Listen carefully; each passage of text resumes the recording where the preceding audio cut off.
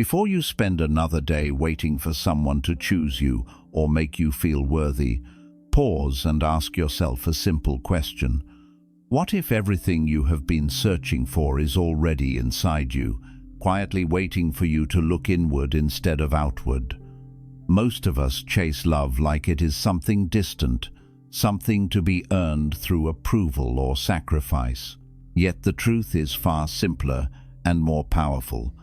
The world reflects what you believe about yourself.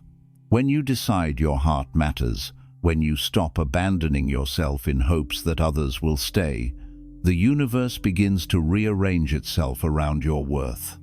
This is not magic, it is alignment. When you rise in self-respect, life rises with you. Today, I will show you why loving yourself first is not selfish, but the foundation of everything beautiful that will ever enter your life.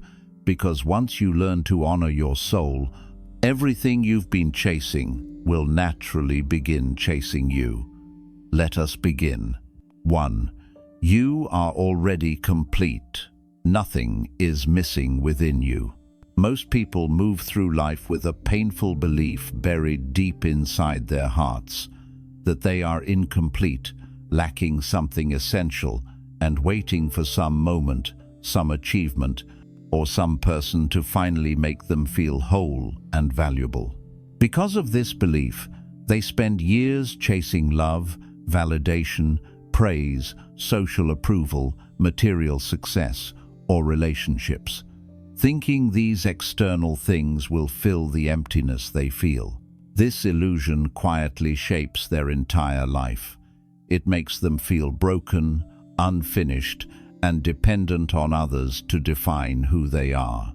They begin to think, if I just find the right partner, if I become successful, if people recognize me, then I will finally be enough. But this kind of thinking becomes a trap, because every time they reach one goal, the mind immediately creates another condition. They keep running toward an imaginary finish line that never arrives. Buddhism teaches a profound truth that breaks this illusion. You came into this world already whole. Nothing was ever missing from you.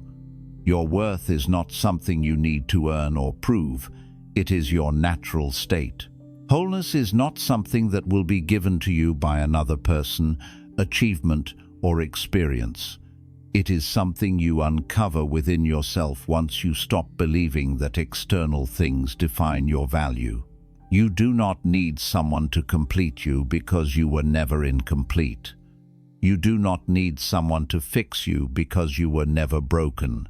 What you need is awareness, the ability to recognize that your inner peace, confidence, strength, and wisdom have always been inside you, waiting for you to notice them. The moment you stop believing you must earn worthiness, a deep inner calm begins to grow. You no longer feel desperate for love or fear being alone. Instead of chasing people in hopes they will make you feel valuable, you begin to understand that your value was present long before anyone ever entered your life. You become emotionally independent, not closed off from the world, but stable within yourself. You stop designing your identity around how others treat you, because you now understand that how someone treats you reflects their inner world, not your worth.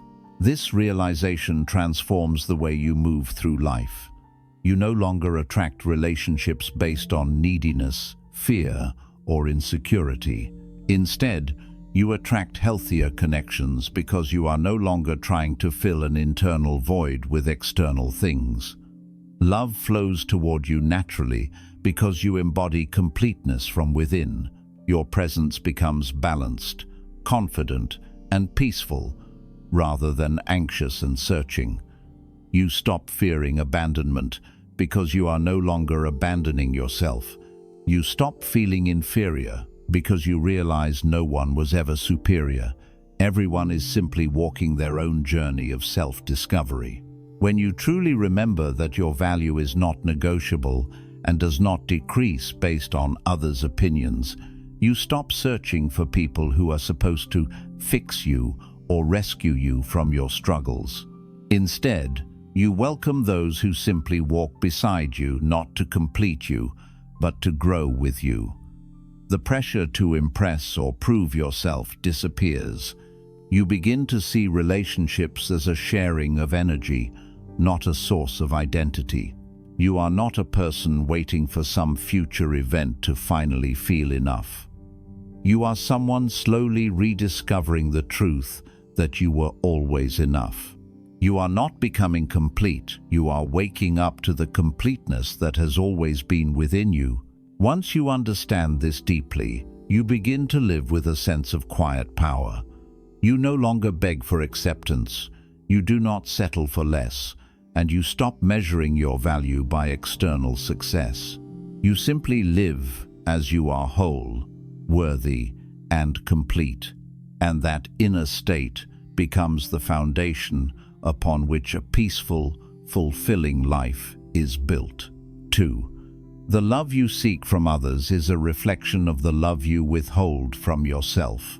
Many people move through life feeling unseen, unheard, unappreciated, and emotionally neglected, believing that others consistently fail to give them the care, respect, or affection they deserve. They wonder why relationships feel one-sided, why friendships feel draining, or why they always seem to attract people who do not value them. They tell themselves that the right person, whether a friend, partner, or family member, will someday arrive and finally make them feel loved and complete. But beneath this frustration is an uncomfortable truth. The world often reflects back to us the relationship we have with ourselves. When we do not love ourselves deeply, we unintentionally teach others how to treat us. This does not mean people are always mistreated because they choose it, but rather that our internal beliefs silently guide our choices, our boundaries, the behaviors we tolerate, and the relationships we enter. If a person secretly believes they are not worthy, they will accept the bare minimum from others. If they believe love must be earned, they will constantly overgive, hoping someone will finally recognize their efforts. If they carry emotional wounds that tell them they are not deserving of kindness, they will subconsciously gravitate toward people who confirm that belief by withholding love. It becomes a repeating cycle. The love you crave from others is often the love you are denying yourself. Buddhism teaches that the outer world mirrors the inner world. If you carry emptiness inside, nothing external can fill it. If you lack self-respect, others will sense it, and many will take advantage. If you constantly criticize yourself, you will accept criticism from others as normal. On the other hand, when you begin to treat yourself with compassion, when you speak to yourself kindly, when you acknowledge your pain instead of suppressing it, when you learn to forgive yourself for mistakes and celebrate your small victories, you begin to shift your inner energy. That shift becomes visible to the world around you. This inner transformation does not happen overnight. It begins with small acts of self-respect, saying no when something feels wrong, refusing to stay in environments that crush your spirit, taking time to care for your emotional needs, and allowing yourself to rest without guilt. These seemingly small actions send a powerful message to your subconscious. I matter, my feelings matter, my peace matters. The more consistently you practice this, the stronger your inner foundation becomes. When you love yourself, you stop chasing people who do not appreciate you. You no longer tolerate disrespect, manipulation, or emotional inconsistency because your soul has learned what it feels like to be valued from within. You understand that your heart is precious and should not be handed to those who mishandle it. Instead of begging others to treat you kindly, You naturally remove yourself from relationships that fail to recognize your worth. Without even forcing it, your standards rise. You begin to attract people who see your light without needing to be convinced of it. People who meet you with honesty, warmth, and mutual respect. Self-love also removes the burden of expectations. When you expect others to fill your emptiness, you unknowingly place pressure on them to heal you, validate you, and complete you. This leads to disappointment, dependence, and emotional instability. But when you have already built a loving relationship with yourself, you enter relationships not from a place of need, but from a place of fullness. You are not looking for someone to fix you. You are sharing your journey with someone who walks beside you. In this way, self-love becomes the foundation of healthy connection. You no longer cling to others, fearing abandonment, because you know you will never abandon yourself again. You can give love freely without overextending, because you are no longer attempting to purchase affection through self-sacrifice. You can forgive without losing your dignity, and you can stay loyal without becoming blind. Loving yourself allows you to create balanced relationships where both hearts are nurtured. The truth is simple, yet deeply transformative. Others do not decide your worth. You teach them how to treat you by how you treat yourself. The more you cultivate inner love, the more life begins to reflect that love back to you. People who once overlooked you begin to respect you. Relationships that were draining naturally fall away. New connections enter your life that match your inner growth. Love begins to feel natural instead of forced, abundant instead of scarce. In the end, the love you seek from others can never exceed the love you give to yourself. When your heart finally receives your own acceptance, compassion, and understanding, you stop begging for what you already possess. The world around you shifts, not because others changed, but because you did. You begin attracting the kind of love that feels calm, safe, and real, because it was born within you first. 3. Loving yourself means letting go of what damages you. When people hear the phrase, "love yourself," they often think only of gentle acts, speaking kindly to themselves, taking care of their mental and physical health, and being compassionate toward their struggles. While all of this is important, there is another side to self-love that is just as essential, yet far more difficult: the courage to let go of what harms you. Many individuals hold on to people, environments, habits, or memories that slowly drain the life out of them, not because these things are good for them, but because they are familiar or feel emotionally comfortable.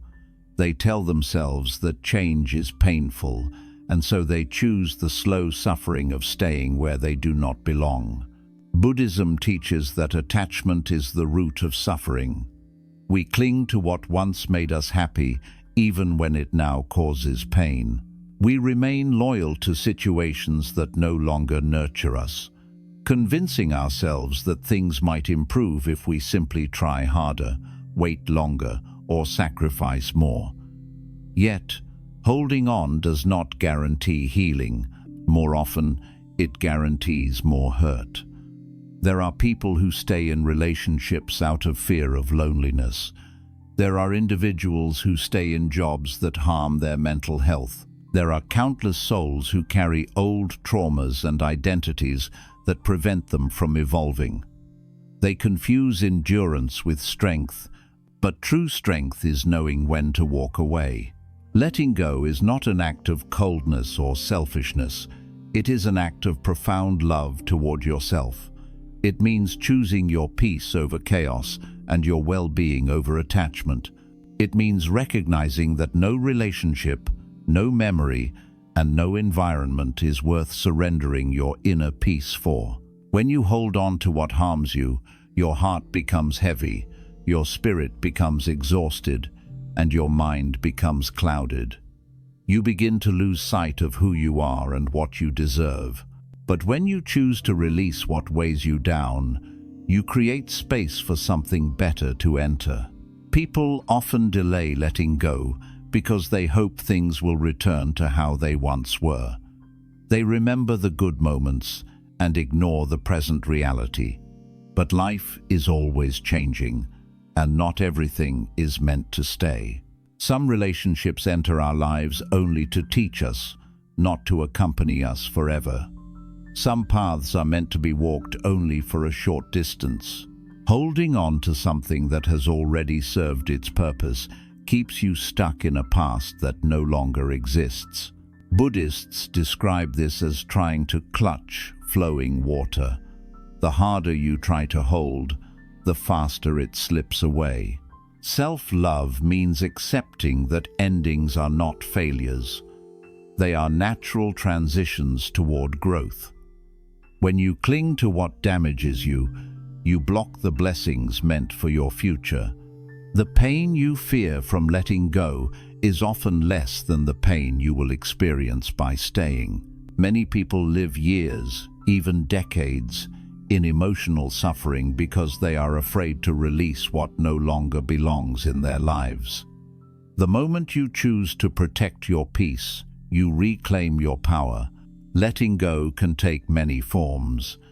It may mean distancing yourself from a toxic person, even if you once loved them deeply. It may mean leaving behind a job that suffocates you, even if it makes you financially comfortable. It may mean forgiving someone who hurt you, not to excuse their actions but to free your heart from constant resentment.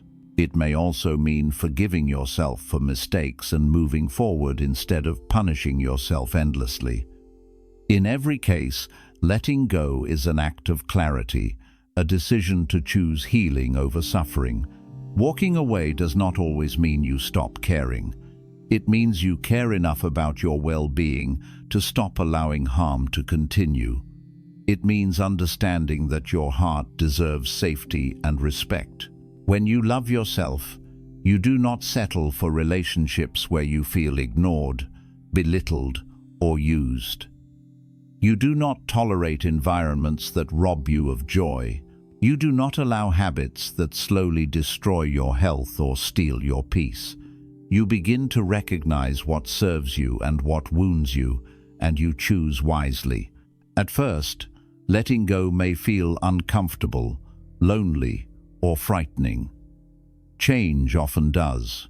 But just as a tree must shed its leaves for new growth, you must release what no longer nourishes your soul. With time, you will realize that what you thought you could never live without was only holding you back. The emptiness you feared will slowly transform into freedom. The silence will reveal new clarity. The space you created by letting go will invite new opportunities, healthier relationships, and deeper peace into your life. You do not lose anything meant for you by choosing yourself. What is true, what is aligned, and what is rooted in love will always remain. What disappears was not designed to stay. When you choose to let go of what damages you, you demonstrate the highest form of self-respect. You declare to the world and to yourself that your life is valuable, your heart is sacred, and your peace is non-negotiable. In the end, loving yourself is not only about adding good things into your life, it is also about removing the things that stand in the way of your growth. It is about understanding that you deserve to exist in environments where your spirit is nurtured, not broken, where your voice is heard, not silenced, and where love feels safe, not painful. When you commit to letting go of what harms you, you make space for a life that honors your deepest truth, a life filled with clarity, purpose, and genuine peace. 4. Silence the inner critic. Speak to yourself like someone worth saving. Inside every human being lives a voice that never stops speaking. Sometimes this voice encourages, guides, and comforts us. But for many, it becomes a harsh inner critic that constantly reminds them of their shortcomings, mistakes, and failures. This inner critic is not born with us. It is shaped by life, by painful experiences, harsh words from others, unrealistic expectations, and the pressure to be perfect. Over time, this voice becomes so loud that we begin to believe everything it says. Many people walk through life carrying wounds not from the outside world, but from the cruel judgments of their own minds. This inner critic often tells us that we are not good enough, smart enough, attractive enough, successful enough, or worthy enough. It compares us to others endlessly, highlighting what they have and what we lack. It reminds us of every mistake, but forgets every victory. It sees our flaws with perfect clarity, but remains blind to our strengths. As a result, people begin to lose confidence in themselves. They stop taking risks, fearing failure. They hold back their dreams, fearing judgment. They shrink into smaller versions of themselves, believing that they do not deserve happiness or success. This is how the mind becomes a prison. Buddhism teaches that the mind can be both a source of suffering and a path to liberation. The same mind that criticizes can learn to heal. The first step to transformation is awareness, becoming conscious of how you speak to yourself. Many do not realize how unkind their inner dialogue is because it has become normal. They think negativity is the truth, when in reality it is only a deeply rooted habit. Thoughts are not commandments, they are temporary visitors. When you begin to observe your thoughts without judgment, you create a small distance between who you are and what your mind tells you. That distance gives you the power to reshape the conversation. Silencing the inner critic does not mean forcefully suppressing thoughts. It means gently guiding the inner voice toward compassion and truth. Instead of allowing it to repeat old narratives of inadequacy, you begin teaching it new language, words of forgiveness, encouragement, and self-respect. When you make a mistake, the inner critic might say, "You always mess things up." But your wiser inner voice can respond, "Mistakes are part of learning. I will grow from this." This shift may seem small, but it radically changes how you feel about yourself. You stop seeing problems as proof of failure and start seeing them as opportunities to evolve. Learning to speak to yourself like someone worth saving is an act of profound self-love. Imagine someone you care about deeply, a friend, a child, a loved one standing in front of you, afraid and hurting. You would not call them worthless or hopeless.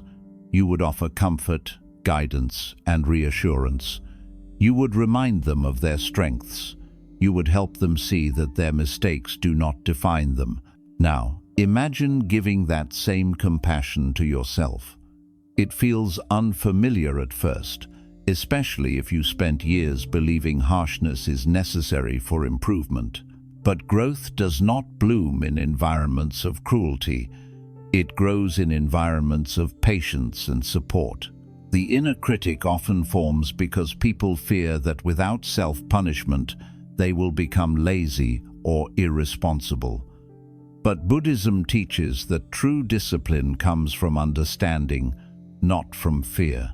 When you encourage yourself, you become more willing to try again. When you forgive yourself, you become less afraid of failure. When your inner world is safe, your external world becomes easier to navigate. You develop emotional resilience, the ability to face challenges without collapsing. The mind becomes a trusted ally instead of a constant enemy. Another step in silencing the inner critic is recognizing where its voice originated.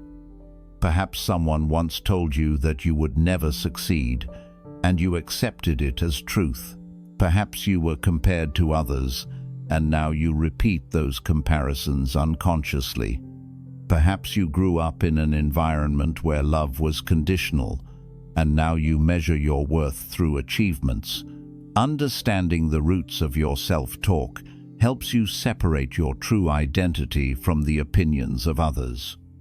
Not every voice in your head belongs to you. Some belong to those who wounded you. Healing means returning those voices to their source and choosing your own. As you begin to cultivate kindness toward yourself, your inner world transforms. You become more confident because you no longer sabotage your own potential. You become more peaceful because your mind is no longer a battlefield.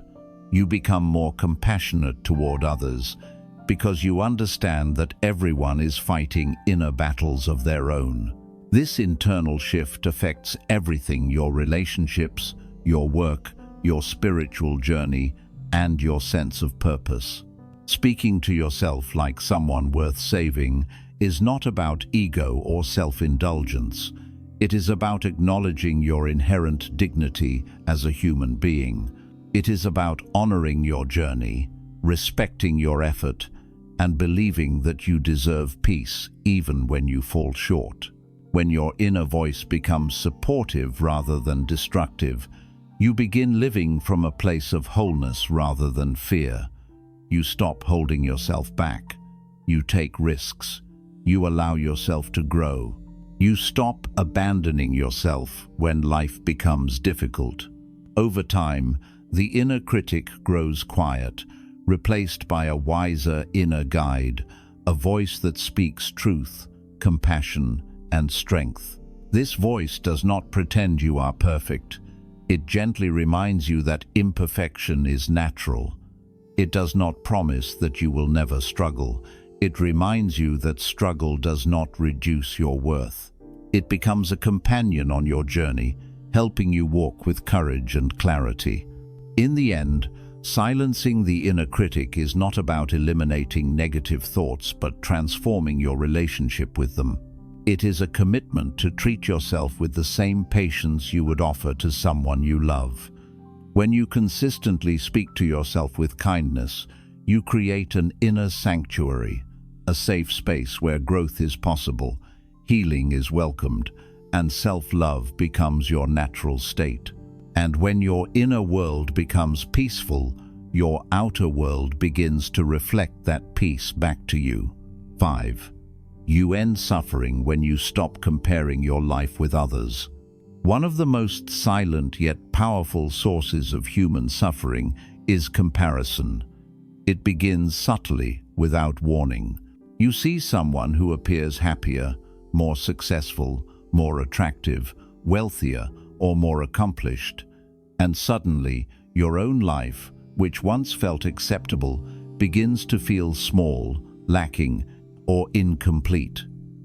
The mind creates an instant illusion.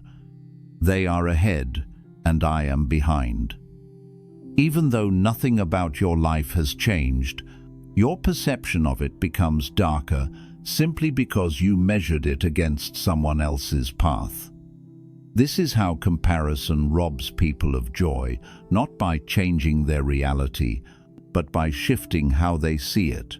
Buddhism teaches that every person walks a unique path shaped by their karma, experiences, challenges, and timing. Just as no two trees grow in the same way, no two human beings blossom under the same conditions. A tree does not look at another tree and question why it blooms sooner. It simply grows according to its nature. But humans constantly observe one another, believing that there is a perfect timeline everyone must follow. When someone else seems to reach a milestone sooner, marriage, success, money, recognition, insecurity begins to grow. We think, why not me? What am I doing wrong? Yet life is not a race. There is no universal deadline. The timing of another person's success is not evidence of your failure. Comparison is particularly dangerous because it distorts reality. Social media magnifies this distortion by showing us only the highlights of others' lives.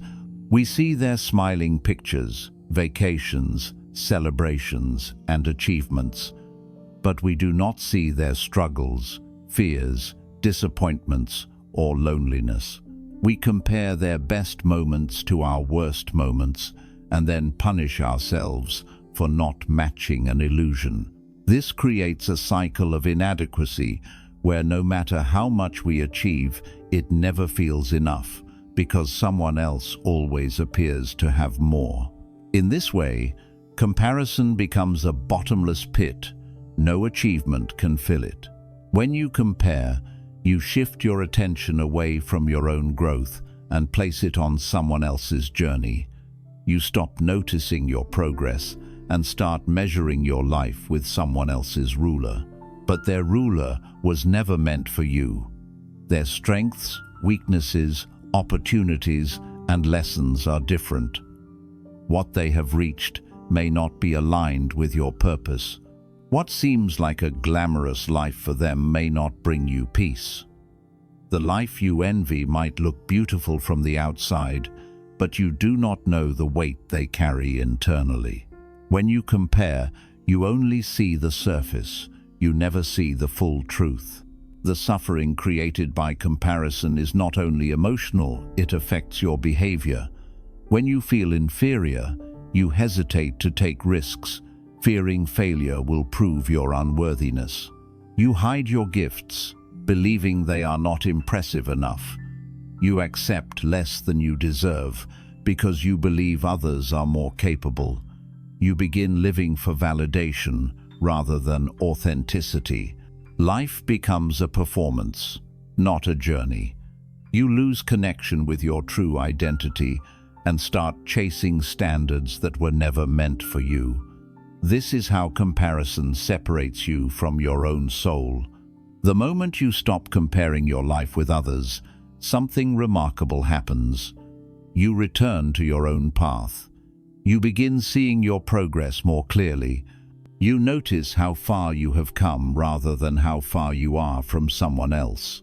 This shift brings peace because your attention is no longer divided between who you are and who others are. You begin honoring your experiences, challenges, timing, and growth. You understand that life unfolds differently for every person, and that there is no finish line you must race toward. You begin to trust that life is not delayed. It is unfolding exactly as it should. Without comparison, gratitude grows naturally. Instead of obsessing over what you lack, you begin appreciating what you have. You notice small victories. You recognize the people who care about you. You find joy in simple experiences. You start to feel content, not because you have everything, but because you finally see the value in what is already present. Gratitude is impossible when comparison is alive, but when comparison dissolves, gratitude blooms. Letting go of comparison also strengthens your relationships. Instead of seeing others as competition or reminders of what you lack, you begin seeing them as fellow travelers. You can celebrate their success without feeling threatened because their growth does not take anything away from you. You can learn from others without feeling inferior and inspire others without feeling superior. You begin building connections based on appreciation rather than envy. True community begins when comparison ends. From a Buddhist perspective, comparison comes from the illusion of separation, the belief that you are separate from others and must constantly prove your worth.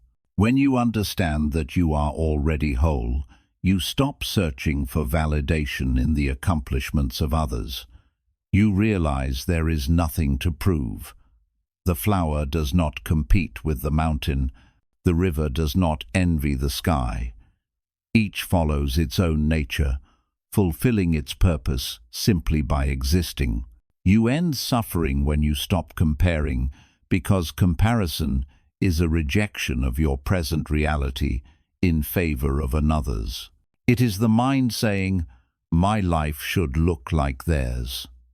But the moment you stop resisting what is and start embracing your own journey, peace enters. You realize you are not late, you are not behind, you are not lacking. You are exactly where you need to be, learning what you need to learn, growing in the way you are meant to grow. In the end, the only meaningful comparison is between who you were yesterday and who you are today. Your journey is not about being better than others. It is about becoming more aligned with your true self. Every step you take, no matter how small, is progress. Every difficulty you face is shaping your character. Every moment you choose growth over stagnation brings you closer to who you are meant to become. When you stop comparing, you reclaim your joy, your focus, your self-worth, and most importantly, your peace. You begin to walk your path with confidence and gratitude. You understand that life is not about speed, but direction. Not about competition, but authenticity. Not about impressing others, but honoring your soul. And when you return fully to your own journey, suffering fades, and contentment rises naturally, quietly, and beautifully. 6. Self-love means honoring your inner stillness above outer noise. We live in a world that is constantly loud, not just in the physical sense, but mentally, emotionally, and spiritually. Everywhere we go, there are voices telling us who we should be, what we should want, how we should behave, and what success should look like. Social media shows us highlight reels of people's lives. Society praises constant productivity and endless ambition. Advertisements tell us we are never enough unless we buy more, achieve more, and improve more. In this chaos, many people lose touch with the quiet place inside themselves where truth, clarity, and peace live. They become strangers to their own souls. Buddhism teaches that inner stillness is not an optional luxury. It is the foundation of self-awareness and true happiness. Stillness is not about isolating yourself from the world or rejecting responsibility. Instead, it is about reconnecting with your inner nature, the part of you that exists beneath your thoughts, beneath your fears, beneath your desires, and beneath the constant stimulation of your mind. When you learn to be still, you meet yourself as you truly are, without masks, expectations, or roles. For many people, silence feels uncomfortable at first. When the external noise fades, the internal noise becomes more noticeable. The mind begins to replay memories, anxieties, insecurities, and imagined scenarios. This is why so many avoid stillness. It forces them to confront the emotional clutter they have been ignoring. They fill their lives with distractions, staying busy so they do not have to feel or think too deeply. But this avoidance comes with a cost. The deeper they run from themselves, the further they drift from peace. Self-love means having the courage to stop running. It means choosing to sit with yourself, even when it feels uncomfortable. Stillness is not about escaping your problems. It is about facing them with honesty and compassion. When you slow down, you begin to see your thoughts more clearly.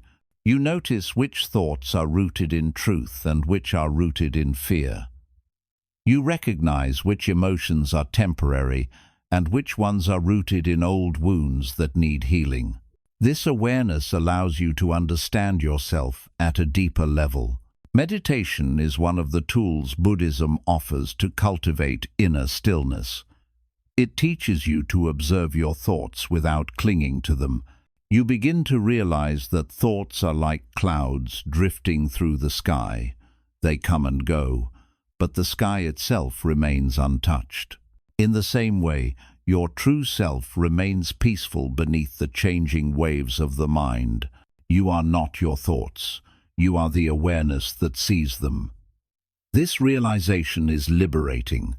When your mind is no longer your enemy, it becomes your companion. When you honor your inner stillness, you stop relying on external noise to feel whole. You no longer need constant entertainment or approval to feel alive.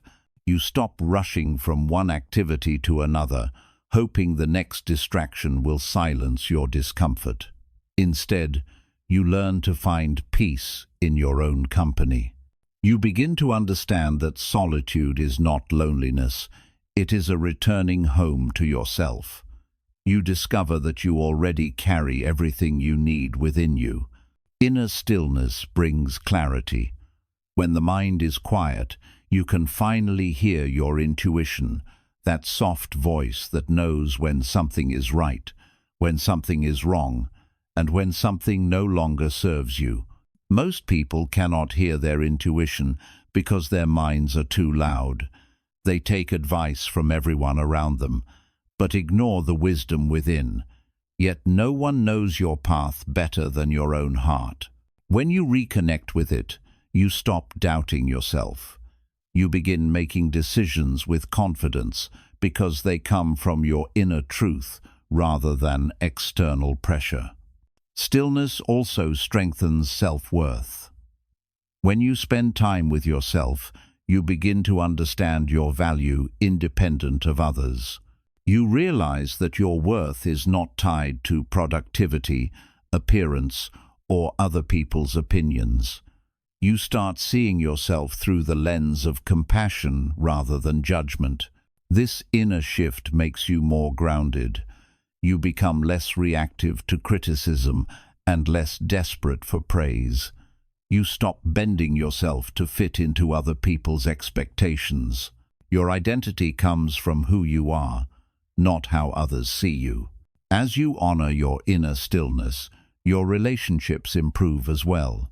When you are grounded within, you do not cling to others out of fear or emptiness. You no longer seek distractions to avoid healing. Instead, you show up with clarity, patience, and emotional presence. You listen more deeply. You speak more truthfully. You connect more authentically. Stillness gives you the ability to respond to life rather than react impulsively. You become a calmer presence in the lives of others.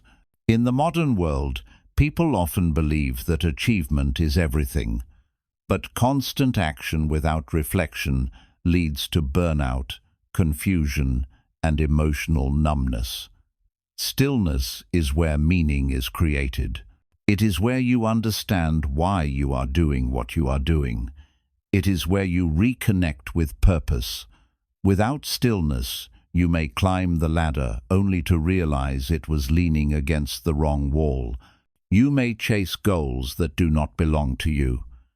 But with stillness, you understand what aligns with your soul and what does not. Honoring inner stillness also helps you release unnecessary attachments. When you stop depending on external noise, you naturally stop clinging to things that do not bring genuine peace. You learn to let go of toxic relationships, unhealthy desires, and negative habits because they no longer match the calmness within you. The mind becomes spacious and clear, allowing you to welcome new growth, creativity, and insight. Eventually, stillness becomes a refuge, a safe inner home you can return to every time life becomes overwhelming. It teaches you that peace is not something you search for outside, it is something you awaken within. When you learn to trust this inner place, you stop fearing the future and regretting the past.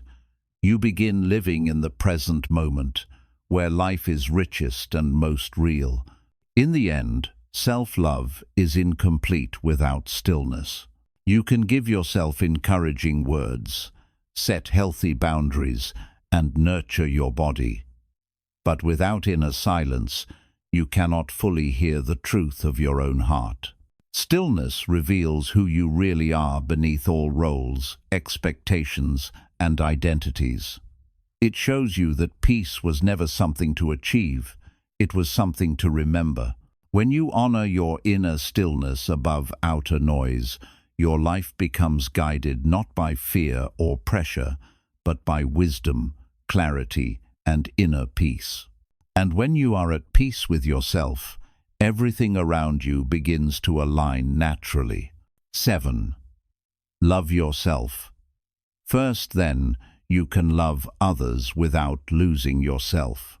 From the moment we are young, many of us are taught that love means giving endlessly, sacrificing ourselves for others, prioritizing their needs above our own, and proving our loyalty through self-abandonment. We grow up believing that putting ourselves first is selfish, that setting boundaries is unkind, and that choosing our own well-being is somehow a betrayal. Because of these beliefs, countless people enter relationships, friendships, careers, and family dynamics where they pour out their energy until they are completely empty. They confuse unconditional love with unconditional self-sacrifice. They believe that to be a good person, they must never disappoint others, even if that means disappointing themselves. Yet Buddhism teaches a truth that transforms this misunderstanding. Genuine love begins within. Only when you fill your own heart can you offer love without losing your identity. When someone does not love themselves deeply, they often approach relationships from a place of need rather than wholeness. They cling to others because they fear being alone. They tolerate disrespect because they crave validation. They silence their feelings to avoid conflict. They give more than they have, hoping that someone will notice their effort and finally return the affection they long for. Over time, this leads to exhaustion, resentment, and emotional imbalance. They begin to feel invisible because their needs are never acknowledged. They begin to feel small because they have made others so large. They blame others for not loving them properly, but the truth is that they never learned to show others how to treat them. Loving yourself first is not about being selfish or arrogant. It is about recognizing your inherent worth and honoring it. When you truly love yourself, you stop trying to earn acceptance by diminishing yourself. You stop letting people take advantage of your kindness. You stop believing that love must hurt or that you must prove yourself to receive it. Instead, you start seeing love as a shared experience rather than a transaction. You understand that your value does not decrease when someone fails to see it. You learn that being in someone's life is a privilege, not an obligation. Self-love gives you the strength to set boundaries, not to keep people away, but to protect your well-being. Boundaries are the invisible lines that separate what is healthy for you from what is not. They tell others how to treat you and teach them what you will or will not accept. Without boundaries, love quickly turns into dependency, manipulation, or emotional imbalance. Many people avoid setting boundaries because they fear rejection. They worry that others will leave if they speak their truth. But when you love yourself, you understand that anyone who leaves because you respected yourself was never meant to stay. True connection is never threatened by self-respect. It is strengthened by it. When your heart is full from within, relationships become healthier and calmer. You do not enter them to fill a void, but to share the fullness you already possess. You can give love generously, but without abandoning yourself. You can listen deeply, but without silencing your own voice. You can support others, but without carrying burdens that are not yours. You do not cling out of fear or insecurity. Instead, you choose people who align with your values and nourish your growth. In this way, self-love becomes the foundation for all meaningful relationships. When you do not love yourself, you often mistake attachment for love. Attachment makes you hold on tightly because you fear that without the other person, you will be incomplete. It makes you ignore red flags just to avoid loneliness. It convinces you that you must fix or save others, even if it destroys your own emotional health. But love without self-love becomes attachment, and attachment always leads to suffering. True love allows freedom, the freedom to grow, to evolve, and to be yourself. You cannot give that freedom to another if you do not first grant it to yourself. Loving yourself first also means understanding your emotional needs and honoring them. Many people feel guilty for needing rest, space, or time alone. They feel guilty for saying no. They feel guilty for prioritizing their peace. But self-love teaches that your needs matter just as much as anyone else's. When you take care of yourself, you are not abandoning others. You are simply ensuring that you have the strength to show up authentically. You cannot continuously pour from an empty cup. When you are emotionally depleted, you cannot offer genuine kindness to others. You can only offer fragments of yourself. Think of love as a river. If the river dries up at its source, there is no water to nourish the land downstream. But when the source is full, the river flows naturally, effortlessly, beautifully. Similarly, when you nourish your inner life, your peace, your happiness, your sense of purpose, love flows outward with ease. You do not have to force it or beg for it. It becomes a natural expression of who you are. You love others not because you need them to complete you, but because your heart overflows. Self-love also teaches you to recognize when it is time to walk away. In relationships without self-love, people often stay long after the connection has turned harmful. They hope things will change. They hope love will magically fix everything. They fear the pain of leaving more than the pain of staying. But when you love yourself, you know that your well-being must come first. You understand that leaving does not mean you did not care. It means you cared enough about yourself to choose peace. Self-love gives you the courage to let go of relationships that disrespect, diminish, or betray your soul. Another powerful truth is that self-love creates healthier forms of compassion. When you love yourself, you can care for others without losing your center. You understand where your responsibility ends and theirs begins. You can support others through their struggles, but you do not make their struggles your identity. You can listen to their pain without absorbing it. You can help them grow without sacrificing your own growth. In this way, love becomes balanced. You give because you choose to, not because you are desperate to be needed. Self-love also allows you to accept love more fully. Many people push away love because they secretly believe they do not deserve it. Compliments make them uncomfortable. Kindness confuses them. They suspect generosity. They reject affection because they have never learned to receive it. But when you love yourself, you see love as something natural. You allow others to care for you without suspicion or fear. You begin to trust that you are worthy of kindness simply because you exist. In Buddhism, loving yourself is seen as the first step toward loving all beings. When your heart is wounded, your love is limited. But when your heart is healed, your love expands naturally. You treat others with compassion because you have learned compassion toward yourself. You forgive others because you have learned to forgive yourself. You see the humanity in others because you have recognized it in yourself. Ultimately, loving yourself first is the highest form of spiritual wisdom. It teaches you that you are not here to live for others while abandoning yourself. You are here to live in harmony with your inner truth and then share that harmony with the world. You cannot control how others live or love, but you can choose how you treat yourself, and that choice determines the quality of your entire life. When you finally learn to love yourself, you stop seeking permission to exist. You stop apologizing for being who you are. You stop shrinking to make others comfortable. You stand firmly in your worth.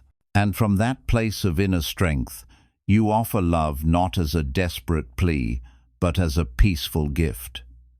You create relationships rooted in mutual respect, honesty, presence, and care. You live from abundance, not emptiness. And that is the kind of love that does not fade, collapse, or destroy it. Nourishes, expands, and endures. 8. When you love yourself first, life begins to align without force. Most people believe that life becomes better only when they work harder, struggle more, or constantly push themselves forward. They imagine that peace, opportunity, success, and meaningful relationships appear only after endless effort and sacrifice.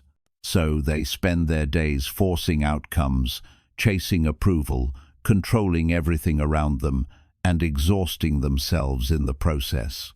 Their energy becomes scattered, their mind grows restless, and their heart becomes heavy because they are fighting the world rather than moving with it. Yet Buddhism teaches a gentle but profound truth. Life flows most beautifully for those who learn to align rather than force. And alignment begins with self-love. To love yourself means to treat your inner world with care, respect, and understanding. When your inner world becomes balanced, your outer world naturally begins to reflect that balance. Inner harmony creates outer harmony. People who do not love themselves deeply live in a constant state of emotional hunger, trying to extract from the world what they have not given themselves. They seek validation so they can feel worthy, affection so they can feel secure, and achievement so they can feel proud. But these things do not last because they come from a mindset of lack. External victories cannot heal internal emptiness. The more they achieve or receive, the more they want, because nothing satisfies a heart that believes it is unworthy. However, when you love yourself, the energy inside you shifts. You no longer do things to prove your worth or gain approval. You do them because they feel true to your soul. You no longer chase relationships out of fear. You welcome people who align with your values and release those who disturb your peace. You no longer run after opportunities desperately. If you move with calm confidence, trusting that what belongs to you will arrive. This inner shift changes everything, not because the world outside has transformed, but because the person interacting with the world has. Inner alignment means that your thoughts, emotions, and actions move in the same direction as your deeper truth. You make choices guided by wisdom rather than fear. When something feels wrong, you do not force it, you release it. When something feels right, you pursue it without hesitation. You listen to your intuition, that quiet voice that never shouts yet always knows. The more you trust this voice, the more smoothly life flows. The obstacles that once felt overwhelming begin to feel manageable. You stop viewing life as something you must battle and begin seeing it as a river that carries you when you move with awareness. Self-love also teaches patience. You stop rushing your life. You stop demanding instant results. You understand that everything has its own season, just as flowers bloom in their time and fruit ripens when ready. When you stop judging your progress and allow yourself to unfold naturally, you begin to experience peace in the present moment rather than constantly postponing happiness for the future. This patience creates emotional spaciousness. Decisions become clearer, stress decreases, presence deepens. You begin to enjoy the journey itself rather than obsessing over the destination. Only when you love yourself do you realize that more is not always the answer. Many people chase more money, more friends, more achievements, more attention, believing that greater quantity will ease their inner dissatisfaction. But self-love teaches that fulfillment arises not from having more, but from appreciating what is already here. Gratitude becomes natural, not forced. You start noticing small joys, a quiet morning, a meaningful conversation, a gentle breeze, a moment of stillness. These simple experiences become treasures because your heart is open enough to feel them. When you stop forcing life, you also stop clinging to people. You understand that everyone is on their own journey and that not everyone you meet is meant to stay. Some relationships are temporary lessons. Some are mirrors. Some are guides. Some are companions only for a short chapter. When they leave, you do not collapse because your foundation is within yourself, not in another person. You let people come and go without bitterness because you trust that those who are meant for your path will walk beside you naturally, without pressure or struggle. This does not mean life becomes effortless instantly. Challenges still arise, but your relationship with them changes. Instead of reacting with fear, you respond with awareness. Instead of asking, "Why is this happening to me?" you ask, "What is this teaching me?" Pain becomes a teacher rather than a punishment. Failure becomes direction rather than defeat. Every experience becomes part of your inner evolution. Because you love yourself, you do not crumble when life becomes difficult. You support yourself through it. When you love yourself first, you also stop trying to control everything. You realize that control is an illusion created by fear. The more you try to control, the more anxious you become. But when you trust yourself and trust the flow of life, you discover that many things work out without your interference. Opportunities appear unexpectedly. People enter your life at the right moment. Solutions surface when you stop obsessing. Paths open when you stop forcing. What once felt distant begins to come toward you effortlessly. This is not magic. It is alignment. When the inner world is peaceful, the outer world responds to that peace. Imagine a garden. If you care for the soil, nourishing it, watering it, removing weeds, the plants will grow naturally. You do not have to pull the flowers upward with your hands. You simply create the right conditions, and nature does the rest. Self-love is the soil. When the soil is healthy, everything planted within it flourishes. But when the soil is neglected, no amount of force can make the seeds grow. In the same way, when your inner world is tended with love, external growth happens naturally. Ultimately, loving yourself first allows life to stop feeling like a struggle. You no longer wake each day feeling behind, insecure, or dependent on external outcomes for happiness. You begin to trust that life is guiding you, not working against you. You begin to understand that what leaves is making room for what arrives. You begin to believe that timing is not random, it is wise. When life does not give you what you want, you do not panic. You trust that something better is on its way, or that you are being protected from something not meant for you. Loving yourself first is not the end of your spiritual journey, it is the beginning.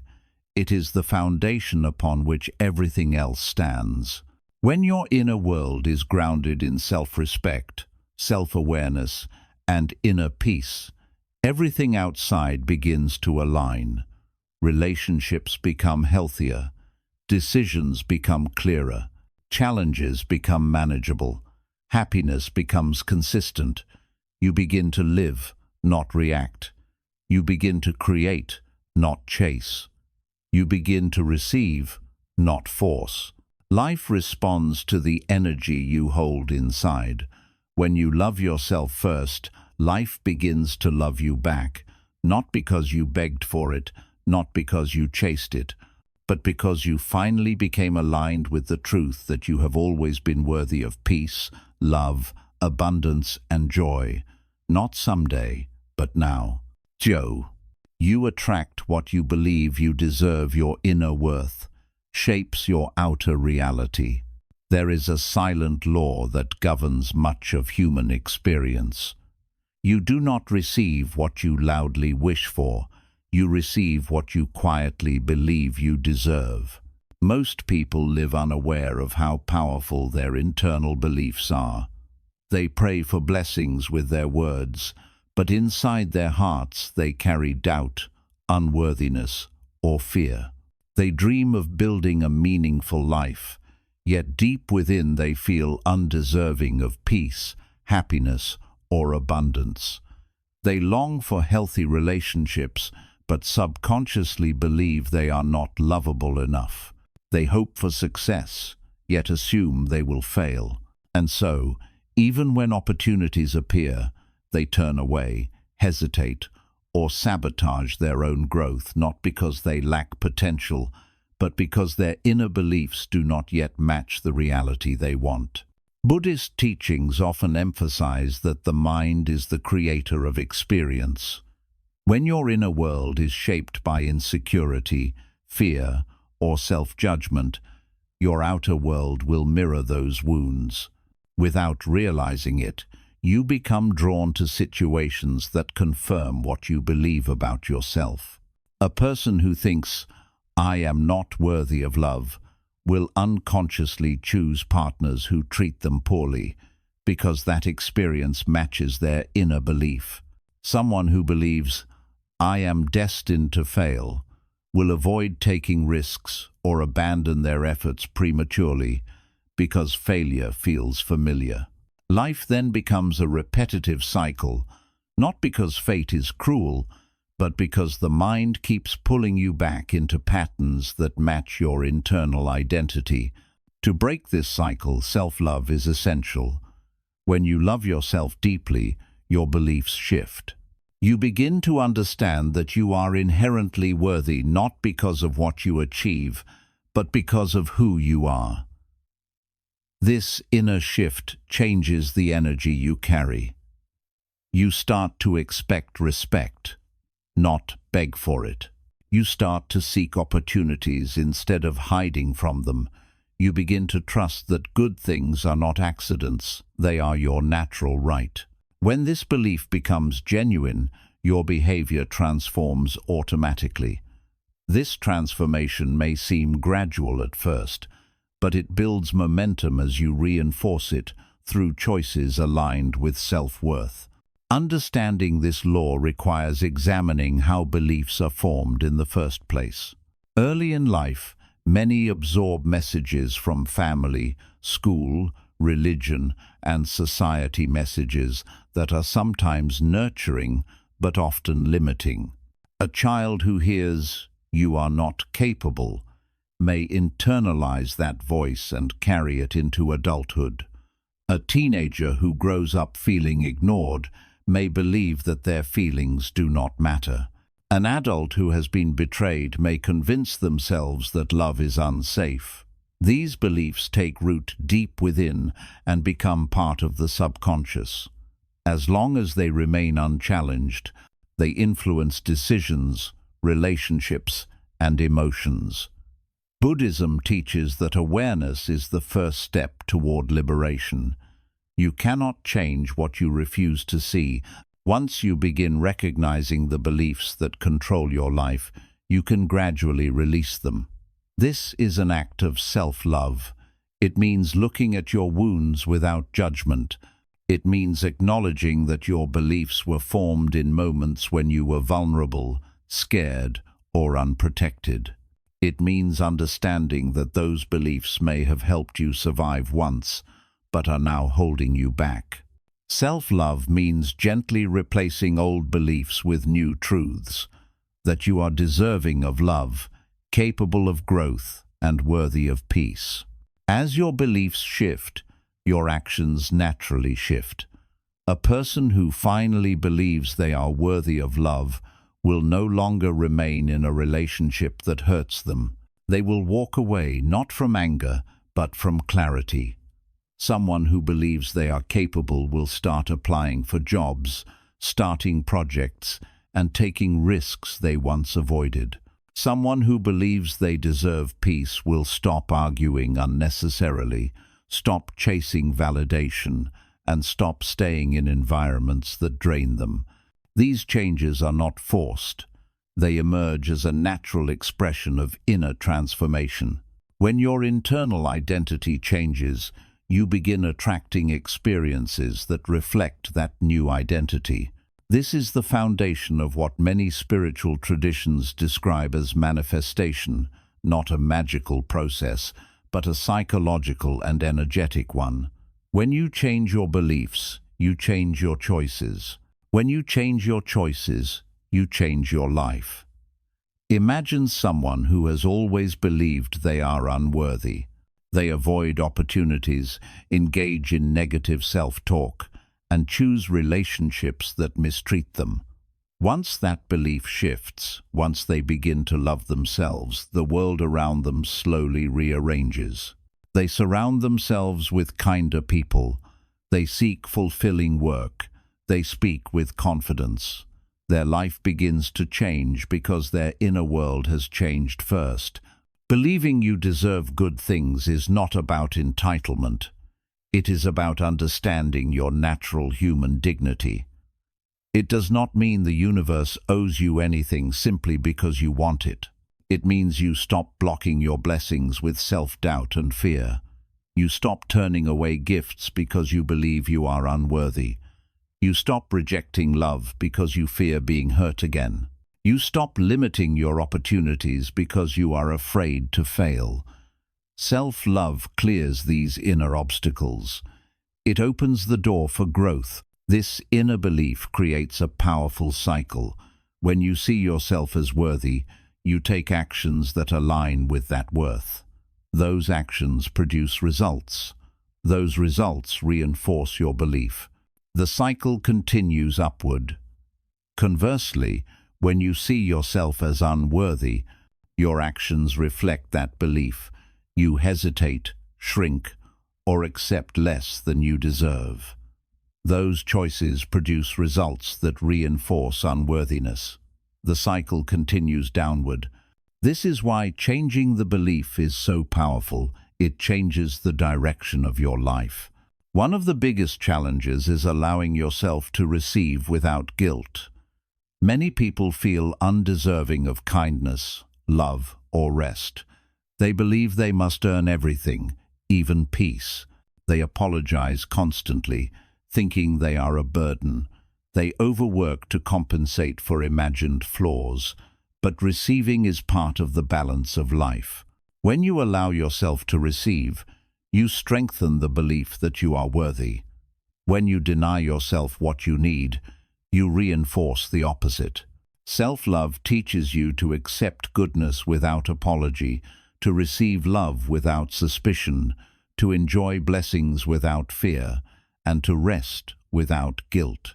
Another aspect of this principle is the role of boundaries.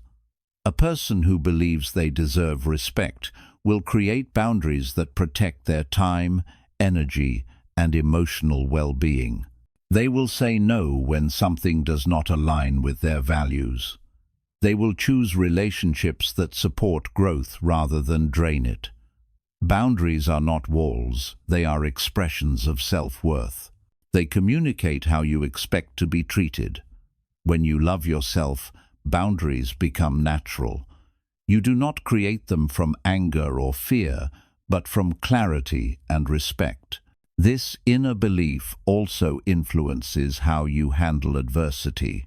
When life becomes difficult, someone with low self-worth may think, "This always happens to me," or "I'm not good enough." They may give up easily or blame themselves. But someone who believes in their worth will see adversity as temporary. They will seek solutions instead of surrendering. They will learn, adapt, and continue. This difference in mindset shapes the path ahead. Self-love gives you emotional resilience, the ability to recover and grow even in difficult moments. Buddhist philosophy teaches that suffering often arises from clinging to unhelpful beliefs, painful memories, or harmful identities. When you release these inner burdens, you make space for new experiences. You no longer live your life through the lens of old wounds. You begin to see the world with fresh eyes. You begin to recognize opportunities where you once saw obstacles. A mind freed from limiting beliefs becomes creative, curious, and courageous. It becomes capable of building a life that reflects its inner truth. A person who loves themselves does not wait for others to validate them. They validate themselves. They do not wait for someone else to declare their worth. They know it already. This does not mean they never struggle. It means their struggle does not define them. They do not collapse under judgment. They do not break under disappointment. Their identity is secure because it is rooted internally, not externally. Eventually, belief becomes embodiment. Self-worth becomes part of how you walk, speak, choose, love, and live. You no longer need to tell others you are worthy, they can see it in your presence. You become someone who does not chase but attracts, not because you are passive, but because your inner alignment draws what is meant for you. Confidence is quiet. It does not announce itself. It radiates silently. Life meets you at the level of your belief. When you raise your belief, life rises to meet you. When you lower your belief, life shrinks around you. You are not a passive character in your story. You are the author. When you write from fear, the story becomes small. When you write from self-love, the story becomes expansive, meaningful, and full of possibility. In the end, you attract what you are ready for. You attract what you believe you deserve. You attract what aligns with your inner truth. Change the truth inside, and the world outside changes with it. You do not need to fight for a peaceful life. You need only to become the person who is aligned with peace.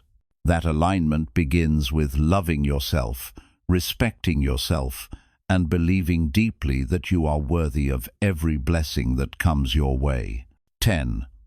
The world mirrors your inner state change within, and your reality changes without. Every person moves through life believing they are interacting with an external world separate from themselves. They assume that their emotions are created by circumstances, that happiness comes from events, that peace comes from environment, that anxiety comes from situations, and that suffering comes from other people. This is how most humans live, reacting to life rather than observing it. But Buddhism teaches that the true source of experience is not the external world, but the inner world. The mind, with all of its beliefs, desires, wounds, expectations, and fears, shapes how we see everything. Two people can live the same situation and have completely different experiences because each one is seeing through the lens of their own inner state. The world outside does not change. The world inside does. Imagine someone who feels unworthy deep within. They will interpret a neutral comment as criticism, a short silence as rejection, a small setback as proof that they cannot succeed. Meanwhile, someone who feels confident and secure hears the same comment and feels encouraged, sees silence as peace, and interprets setbacks as challenges to grow. The event did not change, only the inner state of the observer did. This is the core of inner work, understanding that your perception creates your reality more than circumstances ever could. Your inner world consists of your beliefs, emotions, habits of thought, and unconscious patterns, many of which were formed long before you were aware. When you do not examine them, you begin to assume that the world is the cause of your suffering. You blame situations, you blame people, you blame luck. But real transformation begins when you realize that the world is responding to your inner state. If your heart is full of fear, the world feels threatening. If your heart carries unresolved pain, the world feels harsh. If your heart carries shame, the world feels judgmental. But when your heart is peaceful, the world feels safe. When your heart is open, people feel kind. When your heart is compassionate, you begin to see goodness everywhere. The external reality reflects back to you the energy you hold inside. This does not mean that pain or difficulty are illusions. They are real experiences. But the meaning you give them, the way they affect you, and the way you move through them depend entirely on your internal state. Two people can lose a job. One falls into despair, believing they are a failure. The other sees it as a turning point, trusting that it is an opportunity for growth. One story leads to stagnation, the other leads to progress. The difference is not the event, it is the interpretation. This internal interpretation then shapes outer behavior, creating different choices, paths, and outcomes. Even a difficult moment can become the seed of something beautiful when the inner world is steady. When the inner world is chaotic, even small challenges feel unbearable. But when the inner world is calm, even great challenges become manageable. This is why Buddhism encourages inner discipline, not discipline of force, but discipline of awareness. When you understand your thoughts, observe your fears, and sit with your emotions, you stop being controlled by them. You begin to recognize patterns, thoughts that arise from fear, emotions that arise from memory, reactions that come from old wounds. With awareness, you begin to respond rather than react. You break the automatic cycle between external event and internal suffering. Every emotion originates within. Even if someone speaks harshly to you, your emotional reaction is generated internally. The words enter your mind, then your beliefs decide what they mean. For example, if someone criticizes you and you believe you are incompetent, the words wound you deeply. But if someone criticizes you and you believe in your ability, the words do not define you. They become information rather than injury. This is how inner state shapes emotional experience. The same is true for happiness. Most people search for happiness externally, in wealth, success, admiration, entertainment, or relationships. They tell themselves, "When this happens, I will feel content." But this kind of happiness is fragile, because it depends on conditions that can change at any moment. True happiness arises when the mind is peaceful, independent of circumstance. Someone living a simple life with little material wealth can feel deep joy because their inner world is light. Another person surrounded by luxury can feel empty because their inner world is filled with fear and confusion. Happiness begins within, not without. The mind is constantly creating stories about reality. It picks a few details from the world and forms a narrative. That narrative becomes truth to us. If our inner world is wounded, the story will be negative. Nothing ever works out. People cannot be trusted. I am always alone. But if our inner world is nurtured through self-love, the story becomes hopeful. There is always a way forward. Good people are everywhere. I am safe within myself. These stories then determine how we act. A fearful story creates hesitation. A hopeful story creates action. Over time, these actions shape the path of our life. Consider how much energy humans waste trying to control the external world. They try to change people, manipulate outcomes, force situations, and resist everything that does not match their expectations. They believe that if they can control the outside, they will finally feel safe on the inside. But the truth is the opposite. When your inner world is calm and grounded, you no longer need to control everything. You adapt, you adjust, you respond wisely. Control loses its urgency because inner peace replaces external fear. This is the meaning of inner transformation. It does not require changing the world. It requires changing the way you see and relate to the world. When you love yourself, your inner state becomes peaceful. When you feel peaceful, the world appears less threatening. When you feel secure, relationships feel safe. When you feel worthy, you no longer fear rejection. When you feel whole, you no longer search desperately for validation. This is how inner work reshapes outer experience. You may notice that when you begin healing, the people around you seem to change. Someone who once annoyed you no longer bothers you.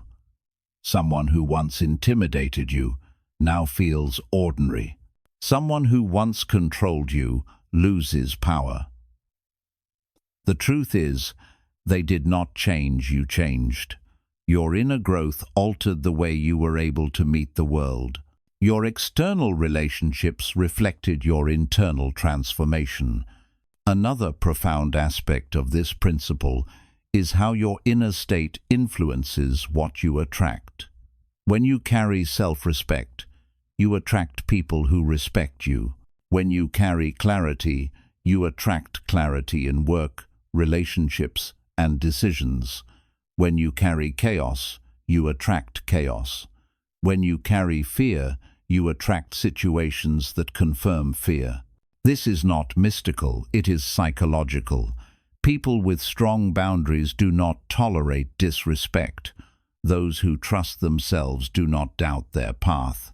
Those who value their peace do not remain in environments that disturb it. This selective behavior naturally changes the course of life.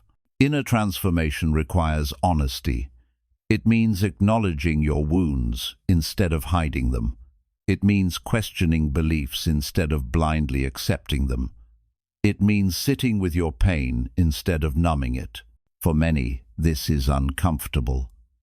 It is easier to blame others than to reflect inward. But Buddhism teaches that avoidance prolongs suffering. The wound you do not face continues to quietly shape your life. The belief you do not question continues to quietly limit your possibilities. The emotion you do not feel continues to quietly control your decisions. True change requires going inward not once, but consistently. Stillness is the gateway to this inner work. In stillness, you notice thoughts you normally ignore. You see emotional patterns you never questioned. You recognize narratives you unconsciously repeat. Slowly, with awareness, these inner structures begin to dissolve. You let go of beliefs that no longer serve you. You release identities that were placed on you. You allow your heart to soften.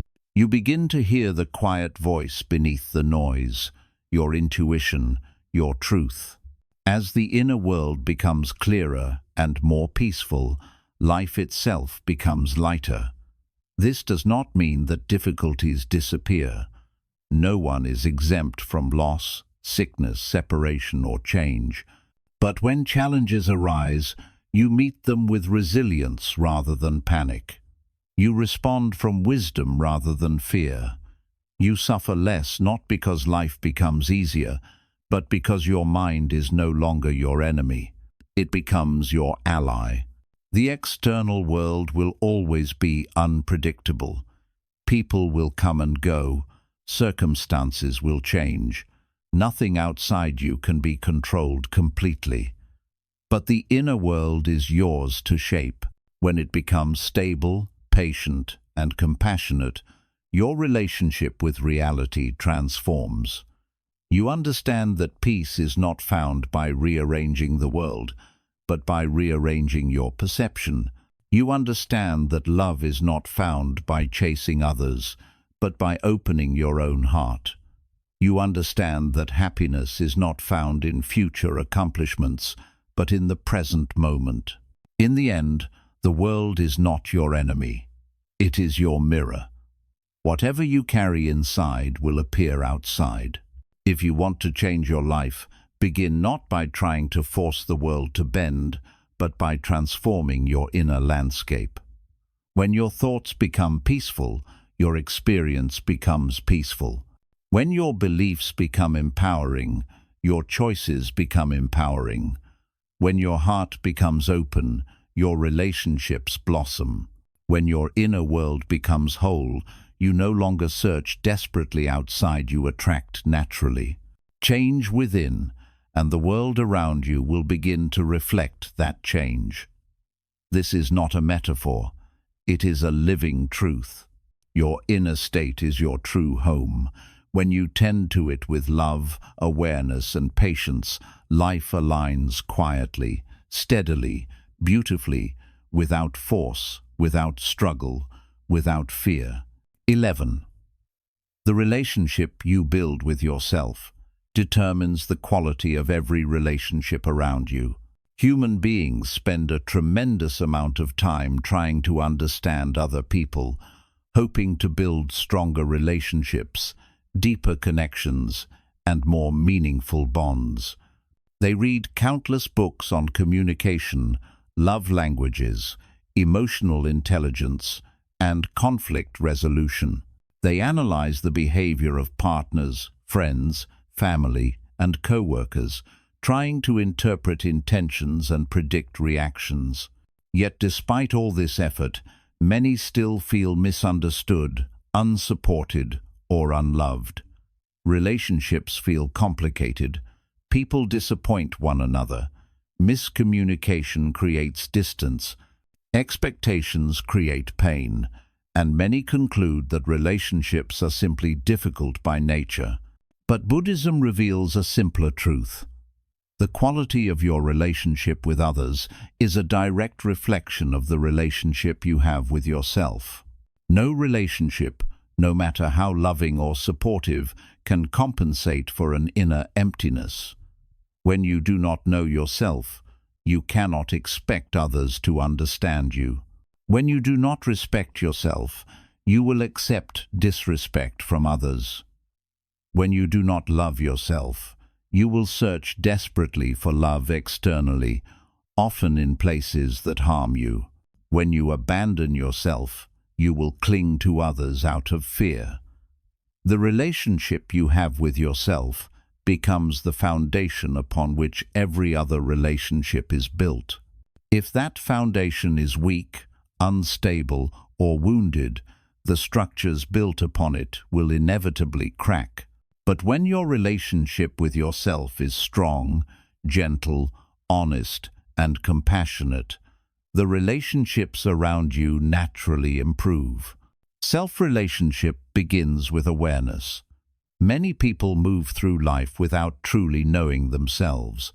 They know their roles: parent, partner, sibling, student, employee, but not their inner truth. They spend more time analyzing others than observing their own fears, desires, wounds, and needs. They shape their identities around what others expect rather than who they truly are.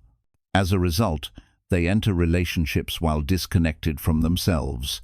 They look to others to define them, complete them, or provide them with meaning. But no one can give you what you refuse to give yourself. The first step to building meaningful relationships with others is building an honest, caring relationship with yourself. This relationship begins with listening, not listening to others, but listening to your own inner voice. The voice beneath your thoughts, beneath your fears, beneath your conditioning. This voice reveals what makes you happy, what drains you, what nourishes your soul, and what harms you. It tells you when a situation feels wrong and when something is truly right. But most people ignore this voice. They drown it out with noise. They fear what it might say because they are afraid to act on its wisdom. But the more you ignore your inner voice, the more disconnected you become from yourself. The more disconnected you become from yourself, the more you rely on others for direction. Self-relationship deepens when you learn to honor your emotional needs. Many people deny or suppress their needs because they believe asking for emotional support is selfish or weak. They pretend to be strong even when they are hurting. They say they are fine even when they are struggling. They prioritize the needs of others, hoping that in return, others will prioritize theirs. But emotional needs do not disappear just because they are ignored. They simply sink deeper, creating resentment, confusion, and pain. When you learn to acknowledge your needs, rest, space, affection, understanding, safety, you give yourself permission to be human. This self-honoring makes it easier to communicate those needs to others, which leads to healthier relationships. Another aspect of self-relationship is honesty. Many people hide their truth, even from themselves. They avoid acknowledging their weaknesses, fears, and past wounds. They resist looking inward because it feels uncomfortable. But healing begins with truth. When you are honest with yourself about what hurts you, what scares you, and what holds you back, you begin to transform. This honesty allows you to enter relationships with authenticity. You no longer pretend to be someone you are not in order to be accepted. You no longer play roles to keep others comfortable. You become real, and real connection begins only when authenticity enters the space. Self-respect is another cornerstone of self-relationship. Without self-respect, you cannot establish healthy boundaries. You will tolerate disrespect because you believe you deserve no better. You will allow others to take advantage of your kindness because you cannot say no. You will accept crumbs of affection because you do not believe you deserve fullness. But when you respect yourself, your energy shifts. You stop trying to earn love by sacrificing your dignity. You begin to understand that your time, your emotions, and your body are valuable. You communicate your limits without guilt. You refuse to participate in relationships that diminish you. This self-respect teaches others how to treat you. Self-compassion is equally important. Many people are harsh toward themselves in ways they would never be toward others. They criticize themselves relentlessly, punish themselves for mistakes, and replay failures repeatedly in their minds. This internal cruelty shapes external relationships. If you are merciless with yourself, you become overly sensitive to criticism from others. You interpret neutral words as attacks. You take everything personally because your inner world is already wounded. But when you learn to treat yourself with compassion, forgiving your mistakes, encouraging your growth, embracing your imperfections, you become emotionally balanced. You no longer break under criticism. You learn from it without losing your sense of worth. This self-gentleness makes it easier to offer compassion to others. Self-trust is another essential element. Many people do not trust themselves because they fear making mistakes. They look to others for reassurance, guidance, or permission. They doubt their decisions, even when their intuition speaks clearly. But self-trust is the foundation of inner confidence. When you trust yourself, you stop relying on others to validate your choices. You listen to your intuition and follow it. You learn that even if you make mistakes, you can recover and grow. Self-trust reduces anxiety in relationships because you no longer fear losing yourself. You can love deeply without clinging. You can be present without controlling. You are not afraid of endings because you trust that you will always have yourself. The relationship you build with yourself also determines how you give and receive love. Someone who lacks self-love often struggles to receive love, even when it is offered freely. Compliments make them uncomfortable. Kindness feels suspicious. Affection feels overwhelming. They push love away because they believe they do not deserve it. On the other hand, someone who loves themselves can receive love with openness and gratitude. They do not fear it. They do not question it relentlessly. They allow it to enter because it aligns with their inner truth that they are worthy. This ability to receive love creates deeper bonds. The same is true of giving love.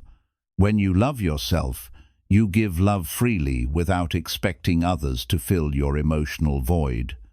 Your love becomes an offering, not a transaction. You do not give to earn affection or approval. You give because sharing love feels natural. This creates relationships rooted in generosity rather than need. When two people love themselves and then love each other, the relationship becomes balanced, peaceful, and secure. When two people lack self-love, the relationship becomes a struggle for validation, filled with insecurity, jealousy, and fear. Self-relationship also shapes how you handle conflict. Many fear conflict because they associate it with rejection or abandonment. They avoid uncomfortable conversations, suppress their feelings, or agree to things they do not want. But conflict is not the enemy. Avoidance is. When you have a healthy relationship with yourself, you do not run from conflict. You communicate openly because you value honesty. You express your feelings calmly because you trust yourself. You listen to others with empathy because you are not consumed by defensiveness. This approach transforms conflict into understanding rather than division. Finally, the relationship you have with yourself determines whether relationships become a source of peace or suffering. People who are disconnected from themselves often enter relationships, hoping to be saved, hoping someone else will fill their emptiness, heal their wounds, or prove their worth. But no partner, no friend, and no family member can do this. When you place that burden on others, relationships collapse.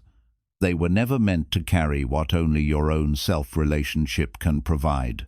But when you take responsibility for your inner world, relationships become places of sharing rather than dependency.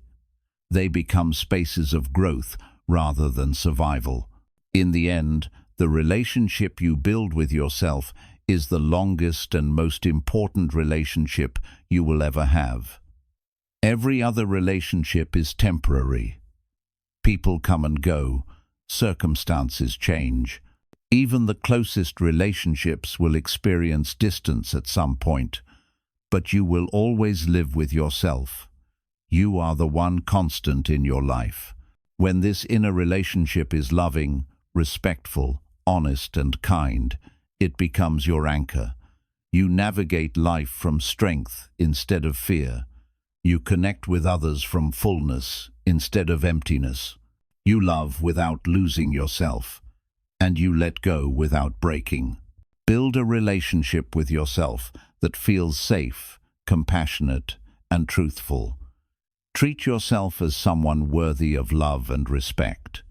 Listen to your needs, honor your emotions, trust your intuition, respect your boundaries, celebrate your growth, forgive your mistakes. When you do this, every relationship around you begins to transform, not because others changed, but because you changed. The outer world rearranges itself around the truth you hold inside. A peaceful relationship with yourself becomes the foundation for a peaceful relationship with life itself. 12. When you stop abandoning yourself, the world stops abandoning you. One of the deepest forms of suffering people experience is the feeling of abandonment. Many carry wounds where they felt emotionally neglected, ignored, rejected, or left behind by those they trusted. Some were abandoned in childhood by parents who were emotionally unavailable. Others have been abandoned in adulthood through broken relationships, betrayals, or friendships that suddenly ended. These wounds leave a psychological imprint, shaping how a person sees themselves and others. They begin to believe that abandonment is inevitable, that people always leave, and that they must cling tightly to relationships to prevent the pain from repeating. Yet beneath these painful experiences lies a truth that is difficult to face but deeply liberating. The world mirrors how you treat yourself. When you abandon yourself, your needs, your dreams, your inner voice, the world seems to abandon you as well. But when you stop abandoning yourself, the world responds differently. Self-abandonment happens in many subtle ways. You abandon yourself when you silence your feelings to keep the peace. You abandon yourself when you ignore your needs in order to please others. You abandon yourself when you betray your values because you fear losing someone's approval. You abandon yourself when you stay where your heart is hurting simply because you are afraid to be alone. You abandon yourself when you minimize your pain, telling yourself that what you feel does not matter. You abandon yourself when you settle for less than you deserve. Over time, this abandonment becomes internalized. You begin treating yourself as if you are secondary, unimportant, or undeserving. When you repeatedly abandon yourself, you send a message to your own mind. My needs are not important. My voice does not matter. I am not worthy of protection. And because the mind learns through repetition, it accepts this as truth. Soon, you begin acting in ways that reflect this belief. You stop asking for what you need. You silence discomfort. You stay in relationships long after your heart knows you must leave. You prioritize everyone else's comfort above your own peace. And because you treat yourself as if you are insignificant, others begin to unconsciously follow that example. They sense your silence and take advantage of it. They see your boundaries and step over them because you do not enforce them. They sense your lack of self-value and reflect it back to you. This is how the inner relationship becomes the blueprint for outer relationships. The world responds to your internal beliefs. If you believe you are unworthy, you attract people who confirm that. If you believe your needs do not matter, you find yourself in situations where they are ignored. If you believe you must shrink to be accepted, you enter relationships where you are only valued when you are small. What feels like abandonment from others is often just a mirror of the abandonment happening within. Buddhism teaches that all suffering is rooted in ignorance, in not seeing truth clearly. Self-abandonment is rooted in the illusion that love must come from outside. People think, if others love me, then I will finally feel whole. But the truth is reversed. Only when you love yourself will others love you in a stable and nourishing way. When you stop abandoning yourself, you end the energetic pattern that causes others to leave you. You stop attracting relationships based on desperation. You stop accepting crumbs. You stop clinging to people who do not honor your worth. The moment you stop treating yourself as optional is the moment the world stops treating you as optional. Healing self-abandonment begins with self-presence. This means returning to yourself, paying attention to your emotions, listening to your inner voice, and acknowledging your pain. Many people try to escape themselves because being alone with their thoughts feels overwhelming. But you cannot build a relationship with someone you constantly run away from, including yourself. Self-presence means giving yourself the same attention you would offer a child who is hurting. It means sitting with your feelings, even when they are uncomfortable, and saying, "I am here for you." This gentle attention begins to heal the wounds created by years of emotional neglect. Another part of healing is learning to honor your needs. Needs are not weaknesses, they are natural aspects of being human. You need rest, love, understanding, safety, connection, and time. Honoring your needs means recognizing them instead of suppressing them. It means not forcing yourself to be strong when you are exhausted.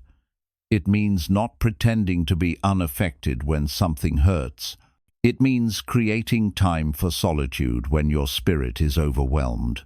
When you honor your needs, you communicate to your inner self, "I matter. What I feel is important."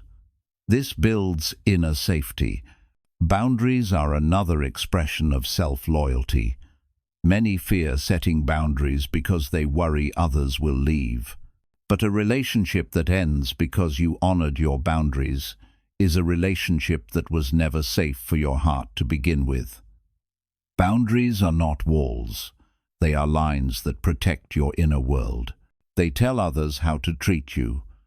When you create boundaries, you stop abandoning yourself for the sake of others. You stop saying yes when your heart screams no.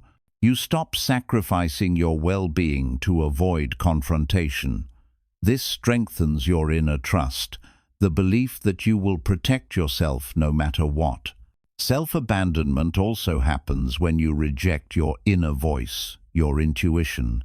Intuition is the inner wisdom that knows what is right for you long before your mind rationalizes it. It warns you when a situation is wrong.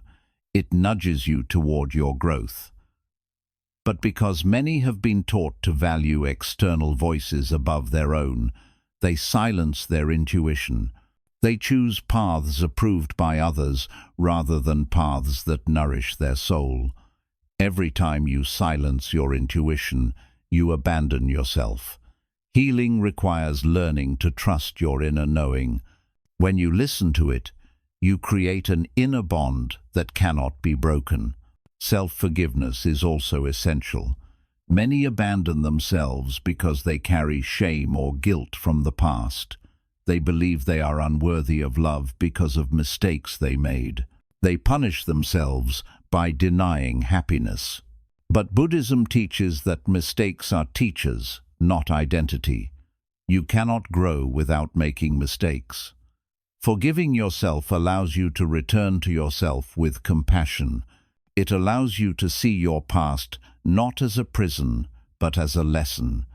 When you forgive yourself, you stop abandoning who you were and begin nurturing who you are becoming. As you stop abandoning yourself, a subtle transformation begins.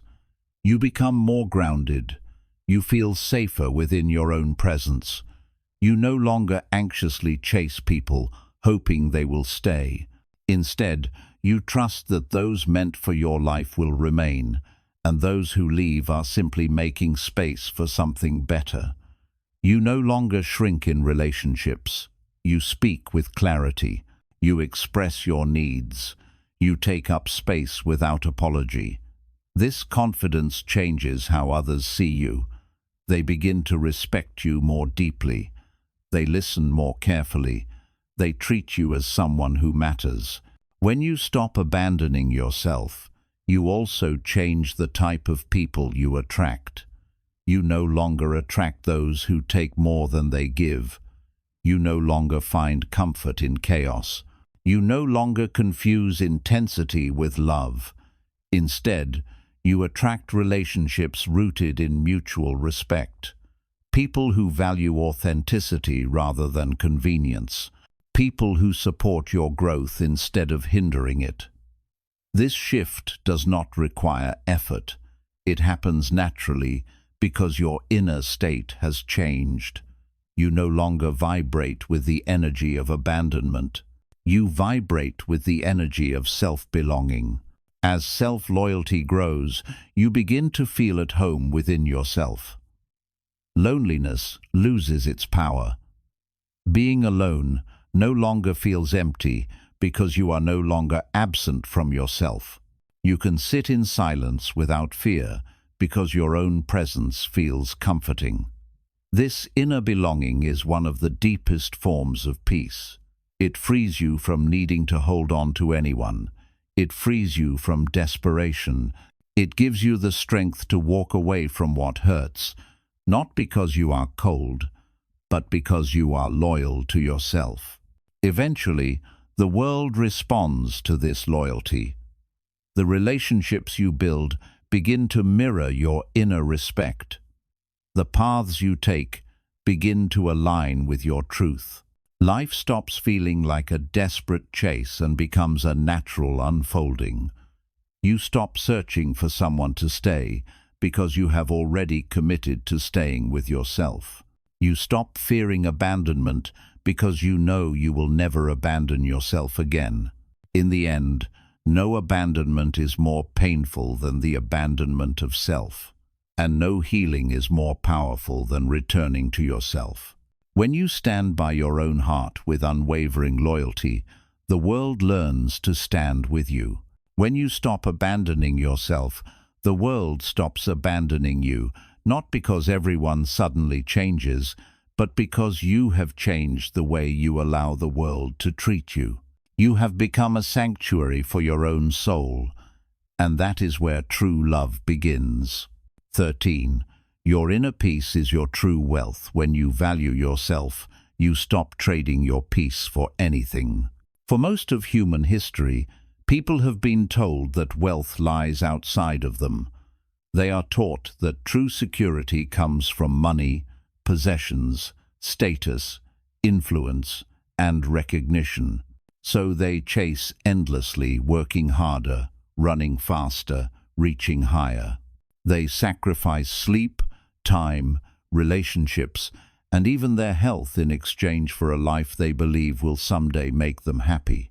Yet, even when they gain everything they once prayed for, many feel an emptiness that nothing external can cure. The house feels silent, the car feels ordinary, the clothes feel heavy, and achievements lose their shine. Because real wealth was never outside, it was always inside. Inner peace, emotional stability, self-respect, and spiritual groundedness are the only forms of wealth that remain with you through every stage of life. When you love yourself deeply, you stop trading your peace for anything temporary. Peace is not the absence of problems. It is the ability to remain grounded while the winds of life blow wildly around you. It is the calmness that comes from knowing who you are and valuing your inner world more than external noise. When someone does not love themselves, they place their peace in the hands of others. They give control of their happiness to relationships, careers, or circumstances. If someone praises them, they feel valuable. If someone rejects them, they feel worthless. If life is smooth, they feel safe. If life becomes difficult, they fall apart. Their peace is fragile because it is dependent on what they cannot control. But when you begin loving yourself, you anchor your peace inside. You understand that nothing outside of you can define your worth. You stop allowing people's opinions to dictate your emotional weather. You stop giving circumstances the power to disturb your inner balance. You realize that losing something external does not mean losing yourself. This shift is not sudden. It unfolds slowly as you begin valuing your inner life more than external approval. Inner peace begins with self-acceptance. Many people are at war with themselves, ashamed of their past, embarrassed by their mistakes, constantly criticizing their flaws. This inner conflict creates the foundation for external turmoil. When your own mind becomes a hostile environment, the world appears threatening. You look for distractions because silence feels painful. You chase validation because you cannot validate yourself. But when you begin accepting who you are, your light and your shadows, you stop fighting yourself. This acceptance brings a softness to the heart. You begin treating yourself with compassion, creating a peaceful inner space. Once the inner relationship becomes supportive, something extraordinary happens. You stop seeking approval from others. You no longer need people to validate your choices for them to feel right. You no longer need praise to feel confident. You no longer need attention to feel seen. You realize that external validation is fleeting. People change, opinions shift, praise fades. Basing your peace on something so unstable guarantees lifelong anxiety. But when peace comes from within, no external force can take it away. Another aspect of inner peace is releasing the habit of overthinking. The mind loves to replay the past, imagine the future, and create stories that produce fear. It constantly asks, "What if?" and rarely allows you to experience the present moment fully. When you love yourself, you learn to reduce the mental noise. You begin recognizing that not every thought deserves your attention. Thoughts arise like clouds, passing through the mind. They are not commands, they are suggestions. When you learn to observe them without attachment, your inner world becomes calm. You learn to live in the present rather than being imprisoned by regrets or anxieties. Inner peace also requires boundaries. Many people lose their peace because they lack the ability to say no. They commit to things out of obligation rather than sincerity. They carry the emotional burdens of others, even when they are already exhausted. They allow people to use or disrespect them because they fear conflict. But peace cannot survive where there are no boundaries. When you love yourself, you begin protecting your inner world. You choose where your time goes. You choose which relationships you nurture. You choose which environments you allow into your life. Every boundary you set is a declaration, "My peace matters," and people who truly care for you will respect those boundaries. As you deepen self-love, you also stop chasing what is not meant for you. You realize that forcing something to work, a relationship, a job, a friendship, a dream, always costs you peace. When you trust yourself and trust life, you learn to release what is heavy. You begin to understand that not everything that leaves your life is a loss. Sometimes it is protection. Instead of clinging, you allow things to flow. What is aligned remains. What is misaligned disappears. This trust allows your heart to rest. You stop fighting reality and begin moving with it. When you value yourself, your standards naturally rise. You become less interested in superficial connections and more interested in depth. You stop tolerating relationships that drain you. You stop letting people access you just because they want to. You stop explaining yourself to those committed to misunderstanding you. You stop engaging in conversations that disturb your inner balance. You realize that peace is too precious to be traded for chaos. You begin choosing calm over drama, solitude over fake company, truth over temporary pleasure. This shift transforms your entire life. Inner peace also affects how you deal with pain. Pain is unavoidable. Life will bring loss, disappointment, and uncertainty. But when you love yourself, pain no longer destroys you. You give yourself the space to feel without judgment. You allow emotions to rise and fall naturally. You learn to witness your suffering rather than becoming it. Instead of drowning in sorrow, you see pain as a teacher. You ask, what is this showing me about myself?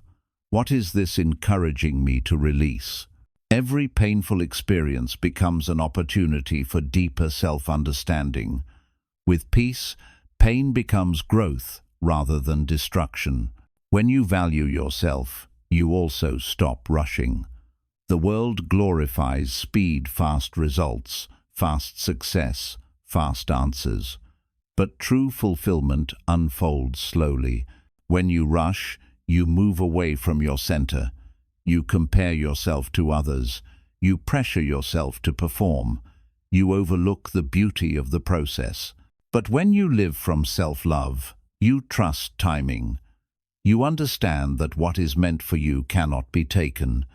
You do not need to force outcomes. You do not need to chase opportunities. You move steadily, intentionally, peacefully. Your life begins to unfold with grace because you are aligned with your inner rhythm rather than external pressure. This kind of peace is not fragile. It is not dependent on circumstances being perfect. It is not shaken by temporary setbacks. It is rooted deeply in the understanding that nothing outside can add or subtract from your inherent worth. When you build your life on this foundation, you become unshakable. People may misunderstand you, you still remain centered. You may lose something important, you grieve, but remain anchored. You may face uncertainty, you still trust the path. This is true wealth, the kind that remains even when everything else disappears. People will notice this peace. They will feel it when they speak to you. They will feel it when they are near you. They will sense that your presence is calm, grounded, and steady. Some will be drawn to it. Others may be intimidated by it. But you will no longer shape your identity around how others react. You will know that your peace is your responsibility, not theirs. Ultimately, valuing yourself is an act of liberation. It frees you from dependence, fear, anxiety, and chaos. It frees you from the need to prove yourself. It frees you from unhealthy attachments. You stop living for others and start living from your truth. You begin to realize that inner peace is not something you must earn, it is something you create. This peace becomes the greatest gift you offer to the world. When your presence is peaceful, you help others remember their own peace. When your heart is calm, others feel safe. When your voice is steady, others feel guided. Peaceful people become anchors for those around them. They uplift without trying, heal without speaking, and inspire simply by existing. And all of this begins the moment you decide to stop trading your peace for the temporary approval of others. The moment you decide that your inner world is sacred. The moment you choose yourself with sincerity. The moment you understand that nothing external can give you what inner peace provides. Love yourself enough to protect your mind, your heart, and your spirit. Love yourself enough to end the internal war. Love yourself enough to honor your peace. Because once peace becomes your priority, life quietly rearranges itself to support it. That is the true wealth. That is the treasure no one can take. That is the power of valuing yourself first. 14. The more you value yourself, the less you chase, and the more life comes to you naturally. Most people are raised to believe that everything worthwhile in life must be pursued relentlessly. They are taught that love must be chased, success must be hunted, respect must be demanded, and opportunities must be seized aggressively. So they run. They chase people who do not see them. They pursue dreams that do not belong to them. They cling to relationships that exhaust their soul. They work endlessly to gain recognition from a world that rarely notices their efforts. And yet, despite all this chasing, they remain unfulfilled. Instead of feeling whole, they feel more incomplete. Instead of feeling secure, they feel more anxious. Instead of feeling strong, they feel more depleted. This endless pursuit drains their spirit because it is rooted in the belief that who they currently are is not enough. Beneath all the chasing lies a simple truth. They do not value themselves. When someone truly values themselves, something profound happens. They stop chasing, not because they have given up, but because they finally understand that what is truly meant for them will find them. They stop running after what is fleeing. They stop clinging to what is collapsing. They stop begging for what does not respond. They stop shaping their identity around external approval. Instead, they begin to cultivate inner strength, inner clarity, inner peace, and inner direction. They move through life from a place of abundance rather than desperation.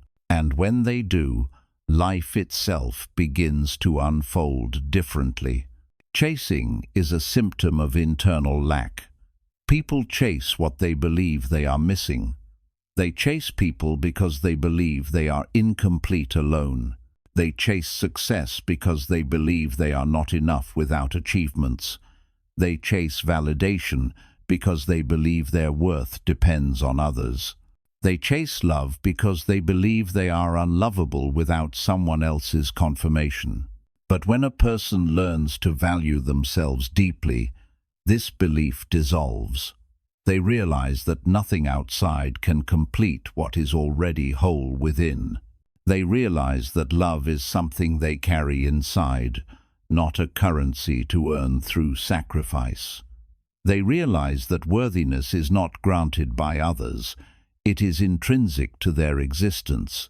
Buddhism teaches that attachment creates suffering because it forces us to cling to what is impermanent.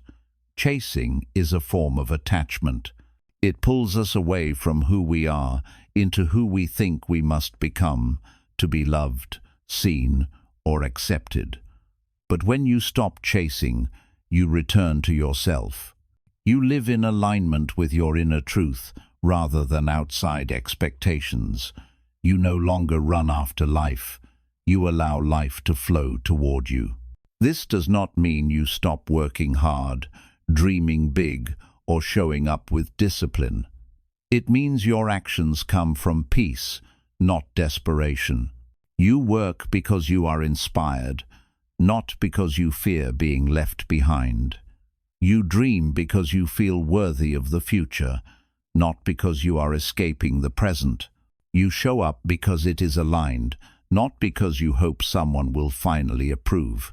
There is a world of difference between pursuing something because your soul is called to it and chasing something because your heart feels empty without it. When you value yourself, your energy changes. Instead of chasing, you attract. People feel the difference immediately. You no longer need to impress, prove, convince, or beg. You become someone who stands firmly in their truth. This quiet confidence draws people in naturally. They can sense your self-respect, your boundaries, your clarity. They approach you because they feel your inner strength.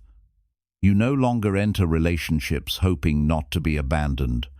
You enter relationships knowing you will never abandon yourself.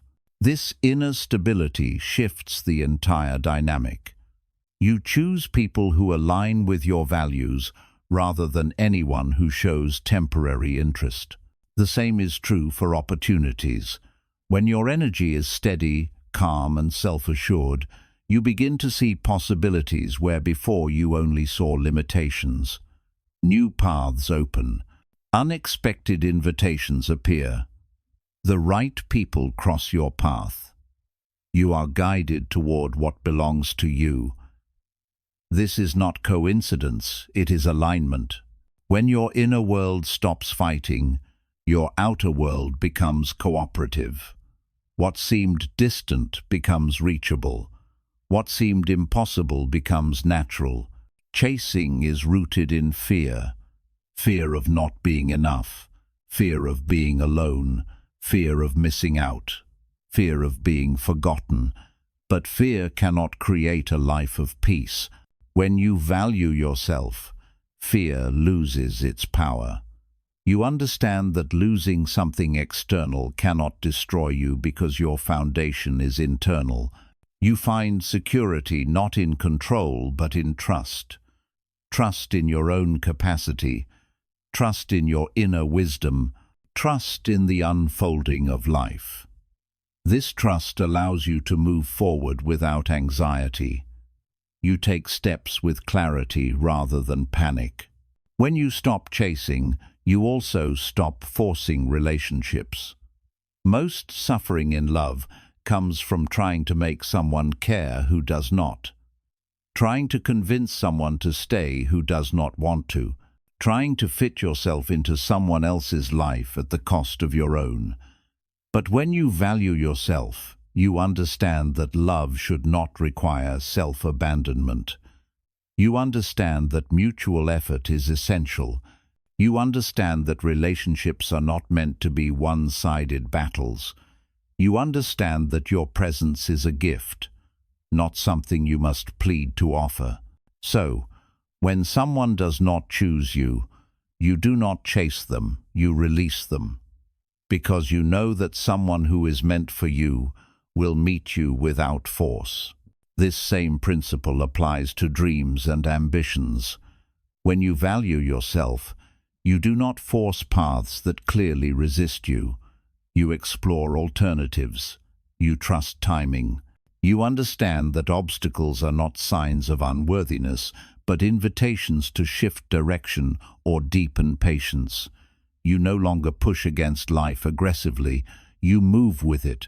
You follow what feels aligned rather than what looks impressive. You choose meaning over recognition. You choose purpose over pressure. And somehow, what is meant for you finds you with less struggle than you imagined. When you stop chasing, you make space. Space for clarity, space for healing, space for new beginnings, space for joy, space for people who truly value you. Chasing leaves no room for receiving because it fills your life with noise. Silence is where life speaks. Stillness is where direction becomes clear. When you allow yourself to breathe, rest, and simply be, life begins to arrange itself around your authenticity. One of the greatest gifts of self-value is emotional freedom. You are no longer controlled by others' opinions. You may listen, reflect, and learn. But you do not shape your identity around approval. You no longer panic when people leave because you understand that those who exit are only making room for better alignment. You no longer attach your self-worth to outcomes. You treat success as a journey rather than an identity. You treat failure as a lesson rather than a verdict.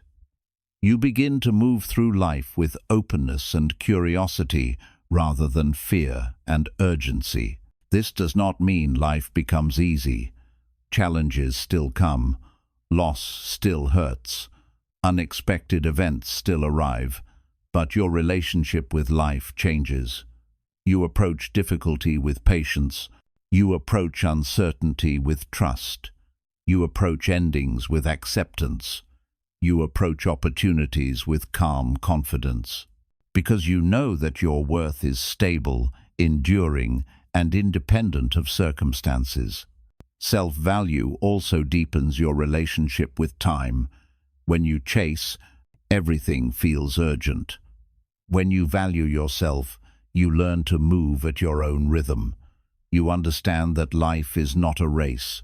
You do not compare your timeline to others because you trust your path. You realize that everyone blooms at their own pace. You begin to see time as an ally rather than an enemy. Eventually, you discover a profound truth. You attract what you are ready for. When you are filled with self-doubt, you attract situations that reinforce it. When you are filled with self-love, you attract situations that honor it. The external world responds to your internal state. So the work is not to chase life, but to become someone who naturally receives what is aligned. This is the meaning of valuing yourself.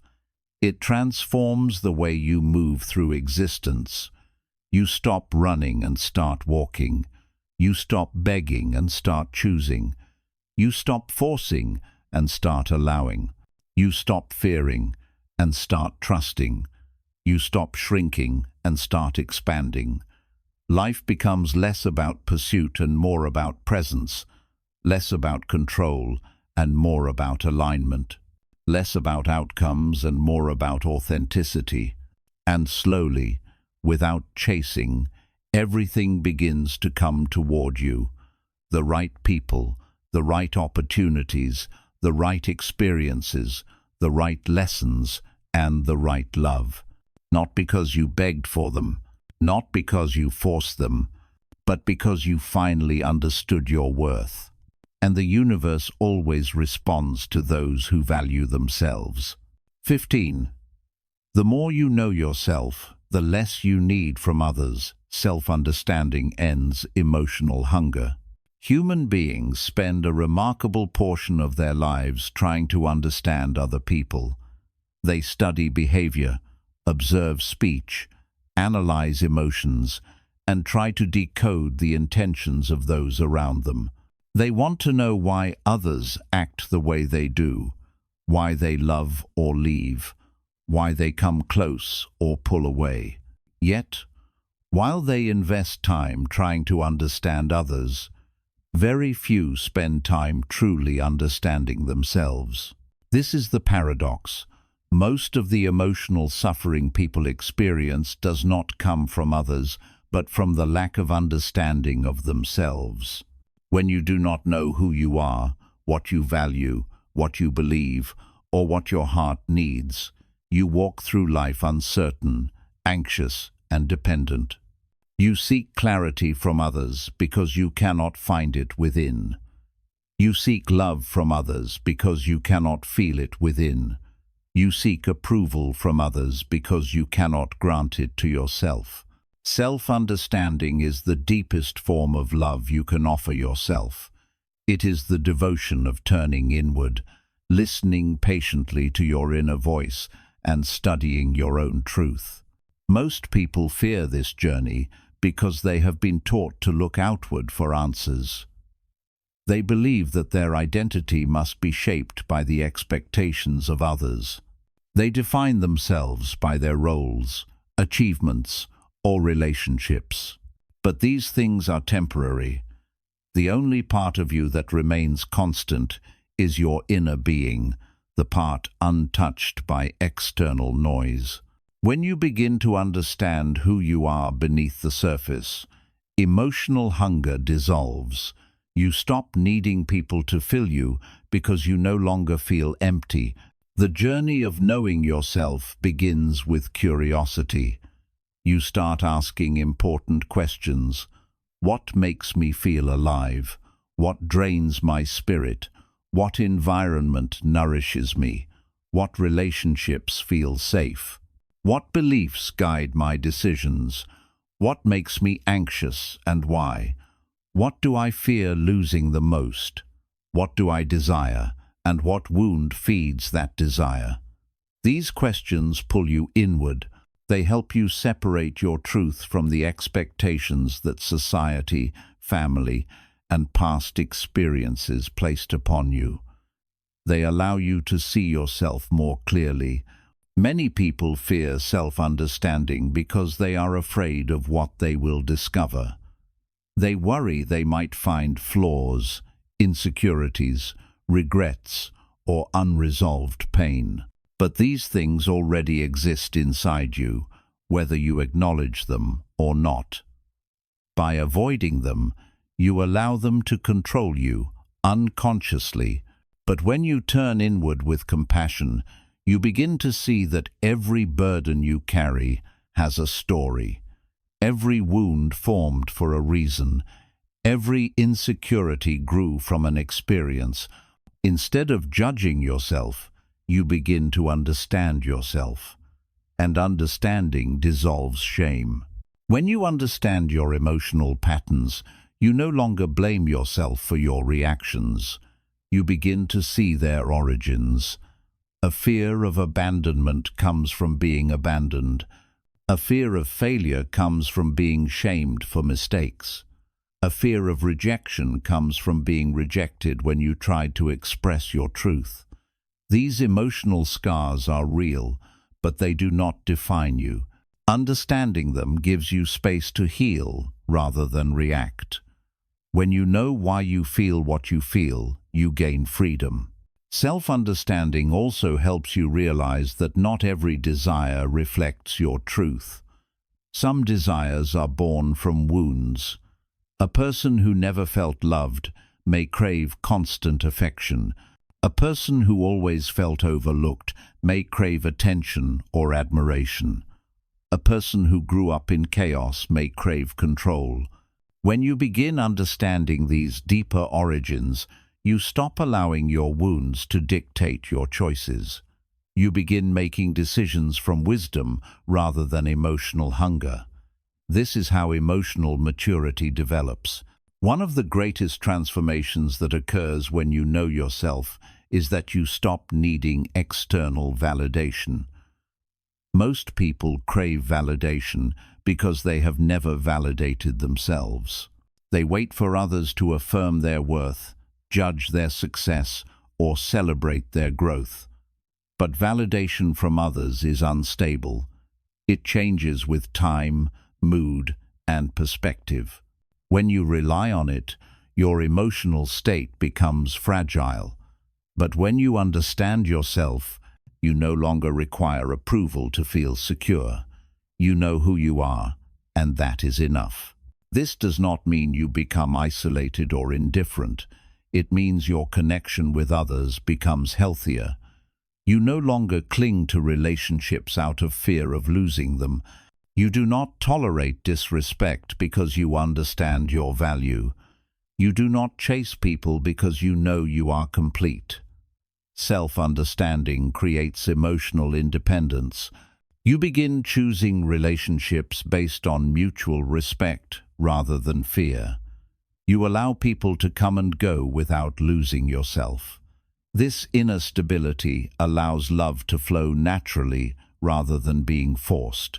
Another effect of knowing yourself is clarity in decision-making. When people do not know who they are, they struggle to make decisions. They ask others for direction because they cannot trust themselves.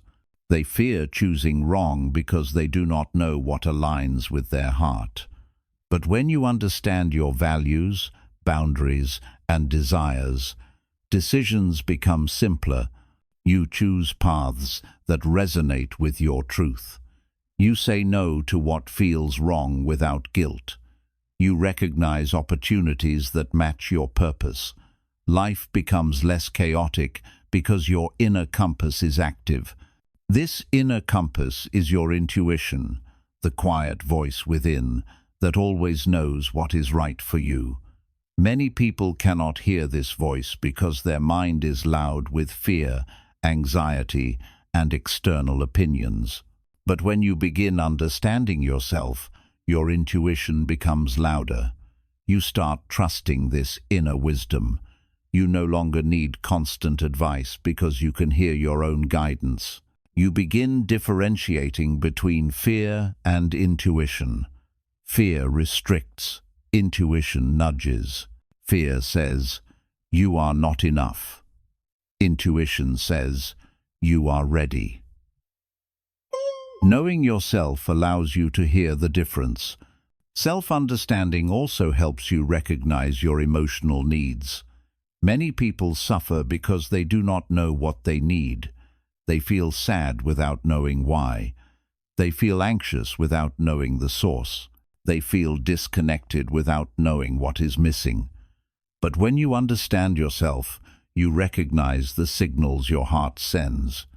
You know when you need rest. You know when you need silence. You know when you need connection. You know when you need space. Instead of suppressing these needs, you honor them. And when you honor your needs, you begin healing. Knowing yourself also helps you forgive yourself. Most people carry heavy guilt for past mistakes. They judge themselves harshly for choices they made when they were wounded, young, or unaware. But self-understanding allows compassion. You recognize that every version of you was trying to survive with the awareness they had. You stop blaming your past self. You begin thanking them for carrying you this far. This creates emotional freedom. Forgiveness becomes easier because understanding replaces judgment. As emotional hunger fades, your relationships transform.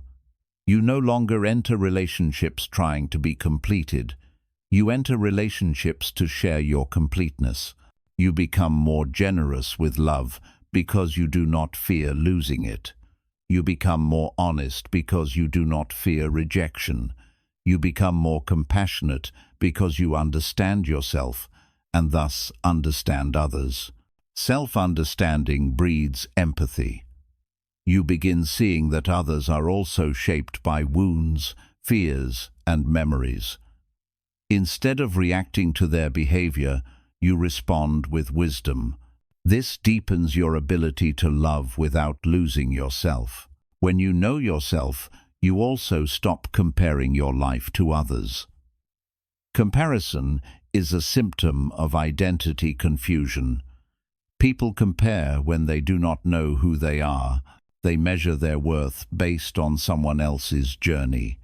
But when you understand your path, your story, your timeline, and your purpose, comparison loses power.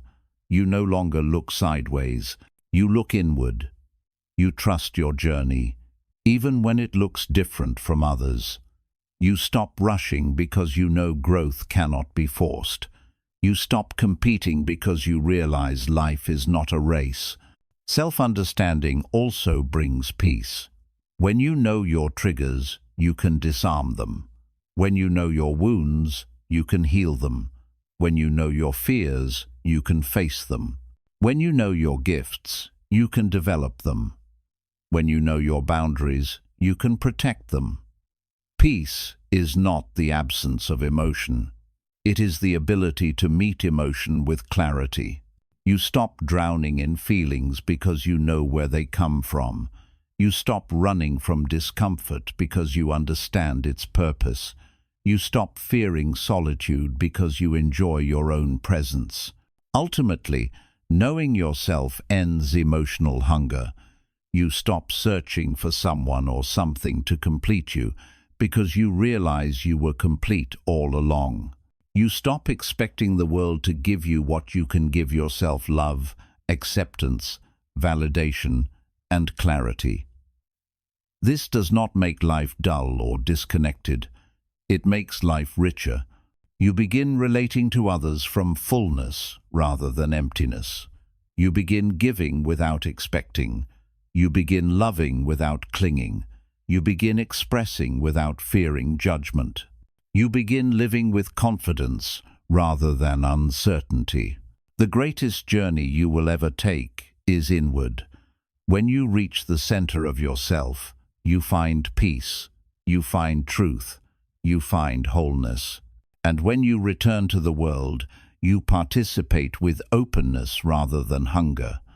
You no longer ask others to carry pieces of you, you carry yourself. You no longer chase what runs, you welcome what arrives. You no longer fear being alone, you enjoy your own company. Self-understanding is the foundation of freedom, and freedom is the foundation of love. 16. When you commit to growing every day, life expands around you. Self-respect is proven through daily discipline. Most people desire a better life. They want deeper relationships, inner peace, success, clarity, and purpose. They dream of transformation, imagining a future in which they are stronger, wiser, stable, and fulfilled. Yet, despite these dreams, many find themselves living the same year, repeatedly. Their minds overflow with ideas, but their actions remain unchanged. They wait for motivation, for the perfect time, for a sign, or for someone to guide them. They search outside for answers, not realizing that transformation quietly begins within one choice, one step, one habit at a time. True growth is not created by dramatic moments. It is built through daily discipline, and daily discipline is the highest form of self-respect. When you love yourself, you no longer allow your life to move by accident. You begin making conscious choices that honor your future rather than habits that protect your past. You stop waiting for life to fix itself, and you take responsibility for your direction.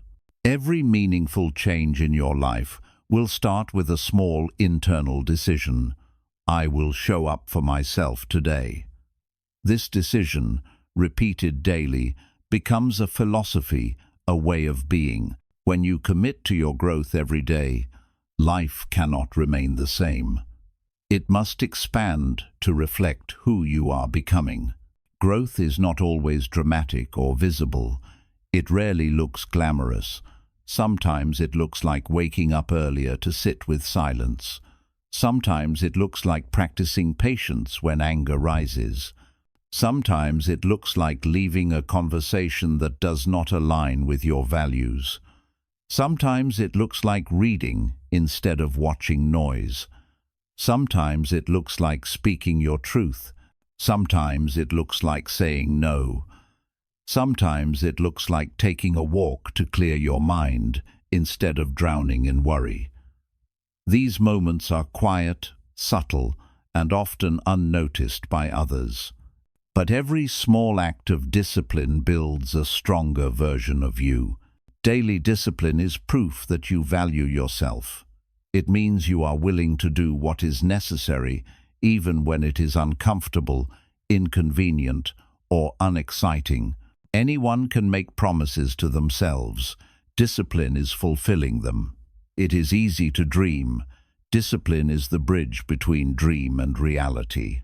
When you keep your daily promises to yourself, you strengthen your inner trust. You teach your mind that you are someone who follows through. This inner trust becomes the foundation for confidence.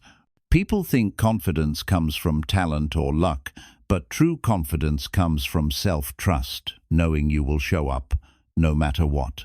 Growth requires meeting yourself with honesty. You must see where you are holding back, where fear controls you, where old wounds shape your actions. Most people avoid this truth because self-honesty can be uncomfortable. It forces you to confront habits that keep you small. It exposes excuses that have kept you stagnant. It reveals the ways you abandon your dreams. But honesty is liberating, because once you see clearly, you can no longer pretend to be powerless. You realize that growth is within your hands, not someday, but now. Daily discipline also protects you from drifting. Without intention, the mind becomes a wanderer. It chases distractions, clings to old stories, and returns to what is familiar. Growth requires direction, a gentle but consistent pull toward intention. Discipline is not force, it is commitment. It is the understanding that meaningful change requires consistency. Just as a tree grows with a little water each day, the mind expands with a little effort each day. You do not need to transform overnight. You only need to show up each day, even imperfectly. When you commit to growth daily, your relationship with discomfort changes. Most people avoid discomfort, believing it is something harmful. But discomfort is often the sign that you are entering new territory, an unfamiliar path that leads to transformation. When you avoid discomfort, you avoid growth. When you embrace it, you evolve. The first time you meditate, your mind resists. The first time you speak your truth, your voice shakes. The first time you walk away from a toxic environment, your heart trembles. But with practice, the unfamiliar becomes familiar. The difficult becomes natural. The impossible becomes possible. Growth also requires patience. Many people quit because progress is slow. They plant a seed and expect a tree the next day. But nature teaches us otherwise. Everything unfolds in its own time. A bamboo seed remains invisible underground for years, building roots. Then, suddenly, it grows rapidly. People only see the growth above the soil and believe it happened overnight. They do not see the years of unseen preparation. Your growth follows the same rhythm. Some seasons are visible, others are invisible. Some seasons are for expansion, others are for rooting. Trust both. A person who commits to daily growth becomes grounded. They no longer panic during uncertainty because they trust their ability to adapt. They no longer seek constant approval because they trust their inner direction. They no longer cling to stagnation because they trust movement. Discipline strengthens your inner roots. It gives you stability. When the storms of life arise, you bend but do not break. You may experience pain, but you do not collapse. You may fall, but you rise again, because rising has become your nature. Daily growth also changes your relationship with failure. People who fear failure avoid growth. They prefer the safety of the known. But discipline teaches you that failure is not the opposite of success. It is part of the process. When you commit to daily practice, you accept that some days will be messy. Some days you will make mistakes. Some days you will fall short. But you do not quit. You return the next day and try again. This persistence builds resilience. It teaches you that setbacks are temporary and that consistency is stronger than perfection. A beautiful transformation happens when daily growth becomes your way of life. You begin to outgrow environments, relationships, and habits that once felt comfortable. This is not arrogance, it is evolution. As your mind expands, your heart demands more depth, more honesty, more alignment. You become more selective with your time, your thoughts, and your connections. You choose what nurtures your growth and release what hinders it. Some people may not understand this transformation. They may say you have changed, and they are right, you have. You have chosen growth over complacency. You have chosen truth over comfort. You have chosen yourself. Commitment to growth also reduces emotional hunger. When you invest in yourself daily, you no longer look to others to fill your emptiness. You no longer expect relationships to provide meaning. You no longer cling to external things for identity. You realize that fulfillment comes from your own development. Growth gives you purpose. Purpose gives you peace. Peace gives you freedom. When you practice daily discipline, your self-esteem rises naturally. You no longer need to convince yourself that you are worthy. You prove it through your actions. Worthiness is not a feeling. It is a recognition of your willingness to honor your potential. With each step of discipline, you create evidence of your strength. This evidence becomes the foundation upon which your confidence stands. Confidence is not loud. It is quiet, steady, and deep. Daily growth also opens the door to wisdom.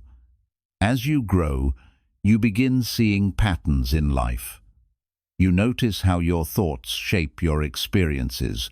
You notice how your choices shape your path. You notice how your energy influences everything around you. This awareness becomes your guide. You make decisions with clarity. You choose people with discernment. You face challenges with perspective. There comes a moment, after months or years of consistent inner work, when you look back and realize that you are no longer the same person. Your thoughts are clearer. Your emotions are steadier. Your relationships are healthier. Your choices are wiser. Your heart is calmer. Your presence is stronger. This change did not come from a single event. It came from showing up day after day, honoring your evolution, even when no one was watching. Growth is quiet. It rarely announces itself. It happens in the small moments, choosing peace instead of reaction, choosing discipline instead of escape, choosing truth instead of denial, choosing self-respect instead of self-abandonment. These choices accumulate. They build a new version of you. People notice your transformation not because you told them, but because your presence speaks for you. Eventually, you realize that daily discipline is an act of love. You do not train your mind because you are flawed. You train it because you are worthy. You do not care for your body because it is broken. You care for it because it is a sacred home. You do not deepen your spirit because you lack. You deepen it because you are already whole. When you commit to growing every day, life expands around you. New opportunities arrive, new possibilities unfold, new relationships form. You become a magnet for alignment because your inner world has become a place of clarity, courage, and devotion. You discover that life does not respond to occasional effort. It responds to your everyday relationship with yourself. Growth is not a destination. It is a lifelong devotion. And the devotion itself is the reward. 17. When you learn to sit with yourself, you discover the universe within solitude reveals your truest self. Most people are afraid of being alone, not because solitude is painful, but because solitude exposes them to themselves. When there is no one to distract them, no noise to cover their thoughts, and no activity to drown their feelings, they must face the truth they have been running from: their fears, their unresolved wounds, their insecurities, their unmet desires, and their quiet dreams. This is why so many fill their lives with endless stimulation. They constantly surround themselves with people, sound, or movement, because silence feels threatening. Yet Buddhism teaches that solitude is not emptiness, it is awakening. When you learn to sit with yourself, without distraction, without judgment, without escape, you begin to open a doorway to the deepest parts of your being. Within you lies an entire universe waiting to be discovered. Solitude is not the same as loneliness. Loneliness is the feeling that something is missing. Solitude is the realization that nothing is missing. Loneliness comes from believing that you need others to feel whole. Solitude comes from recognizing that you are already whole. Most people avoid solitude because they associate it with abandonment, emptiness, or emotional danger. But solitude, when embraced consciously, becomes the most powerful teacher you will ever have. It reveals who you really are beneath your conditioning, your roles, and your fears. When you sit in solitude, you begin to notice the constant chatter of the mind. Thoughts arise, uninvited judgments, memories, worries, desires, stories. These thoughts pull your attention in every direction. At first, solitude may feel chaotic because you realize how noisy your inner world has become. But with time, you learn that you are not your thoughts. You are the one observing them. This distance between you and your thoughts is the beginning of freedom. When you learn to watch thoughts appear and disappear without grasping them, the mind begins to quiet. And when the mind quiets, the heart speaks. In solitude, you begin to hear the voice beneath the noise, your true voice. It speaks softly, but truth does not need to shout. It tells you where you are wounded. It tells you what you desire. It tells you what you fear. It tells you who you are becoming. Most people never hear this voice because they live externally, always reacting, always moving, always consuming. But the voice of the soul can only be heard in stillness. When you learn to listen, you begin a conversation with your own existence. This inner voice shows you what you have been avoiding, the emotions you pushed away long ago. Grief, anger, shame, regret, longing, they surface in solitude because they finally have space to speak. This is why solitude is uncomfortable at first. It reveals the emotional weight you carry. But this discomfort is not a punishment, it is an invitation. These emotions arise to be seen, understood, and released. When you run from them, they grow stronger. When you face them, they dissolve. Solitude is the space where healing begins. Sitting with yourself also reveals inner strength.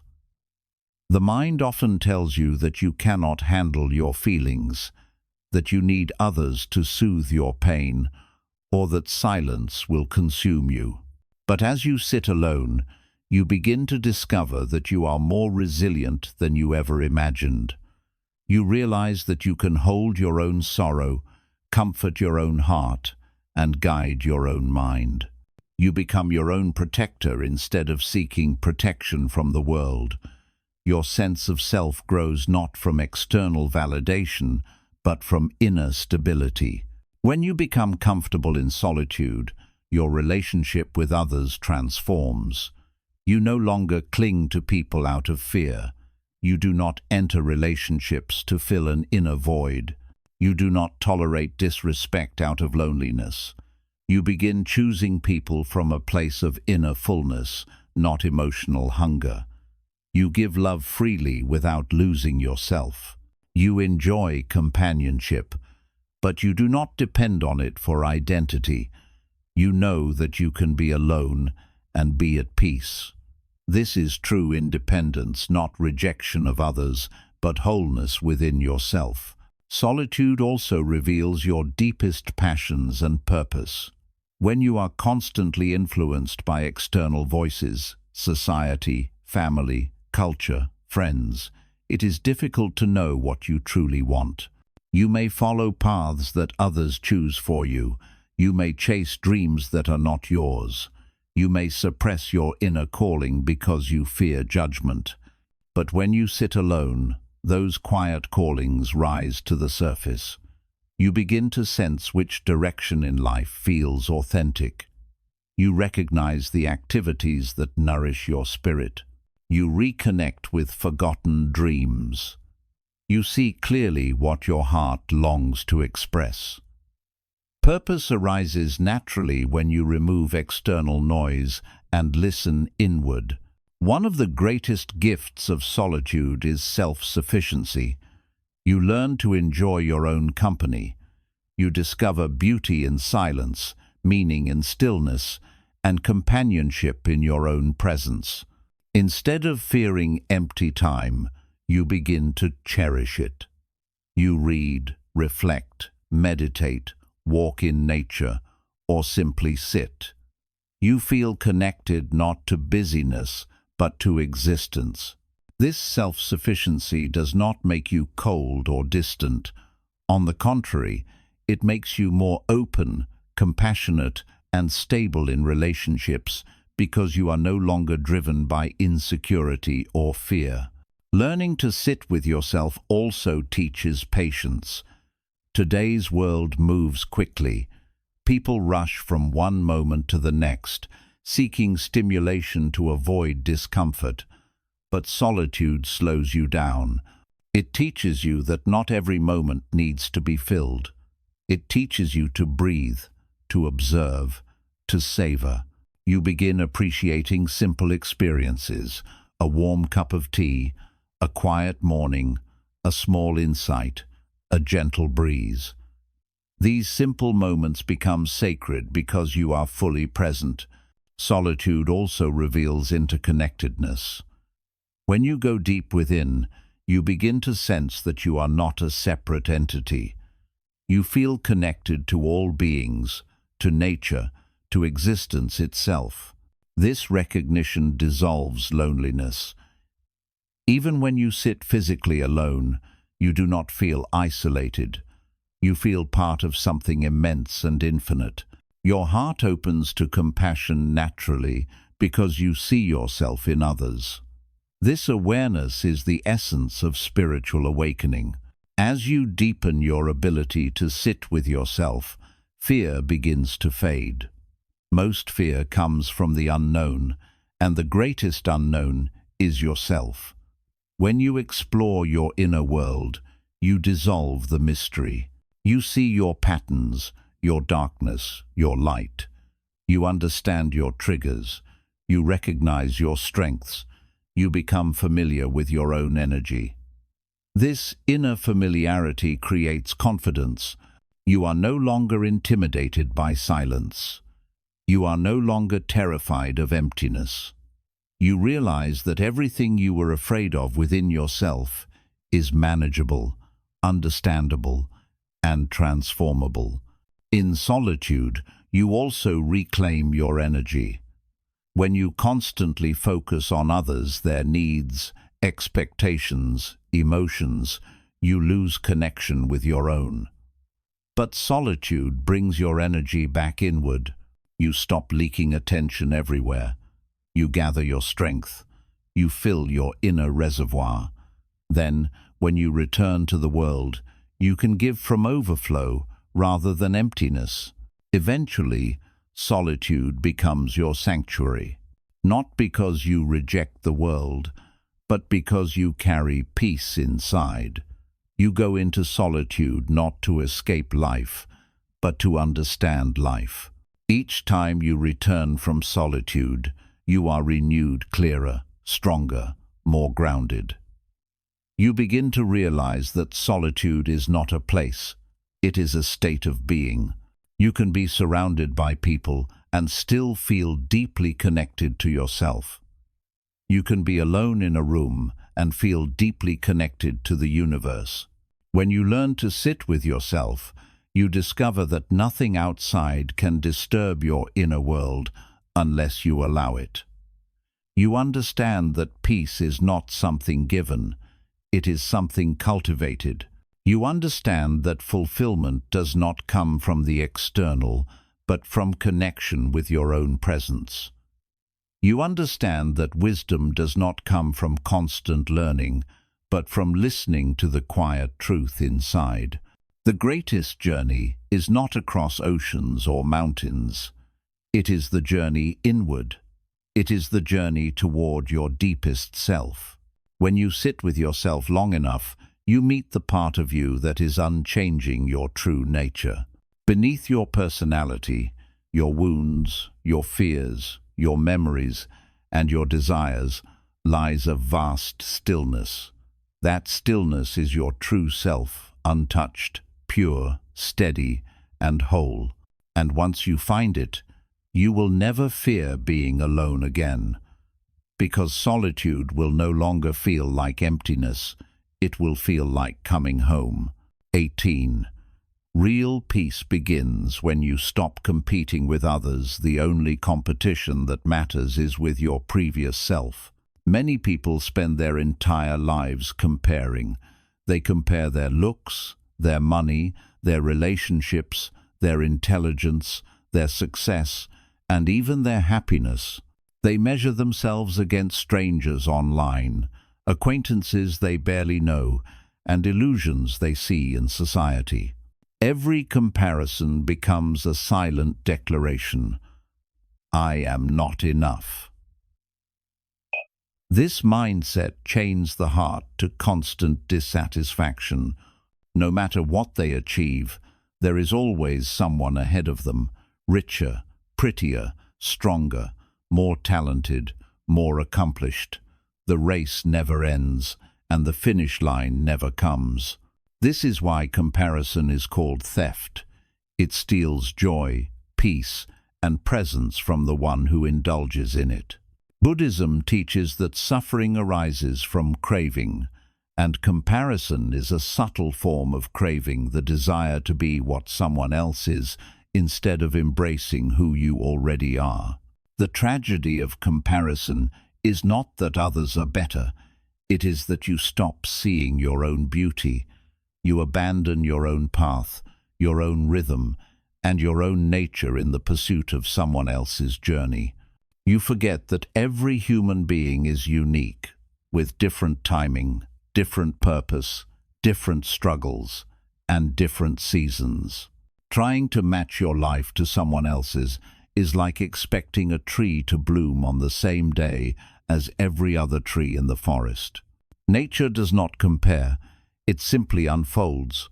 When you stop comparing and competing with others, a profound peace enters your life. For the first time, you can actually see what is truly meant for you. You begin to appreciate your own growth, your own pace, your own story. Comparison blinds you to your blessings. Presence reveals them. When you stop measuring your worth through the lens of others, you finally see that there is nothing lacking within you, only unnoticed gifts and unclaimed power. Every person comes into this world with a different journey. Some learn lessons early, others learn late. Some bloom quickly, others bloom slowly. Some rise through struggle, others rise through opportunity. But all paths are meaningful. When you envy another's path, you are wishing to inherit their suffering too, because growth and pain are twins. You cannot take someone's success without taking the burdens that shaped them. The person you compare yourself to may carry wounds you cannot imagine. The one whose life seems perfect may cry in silence.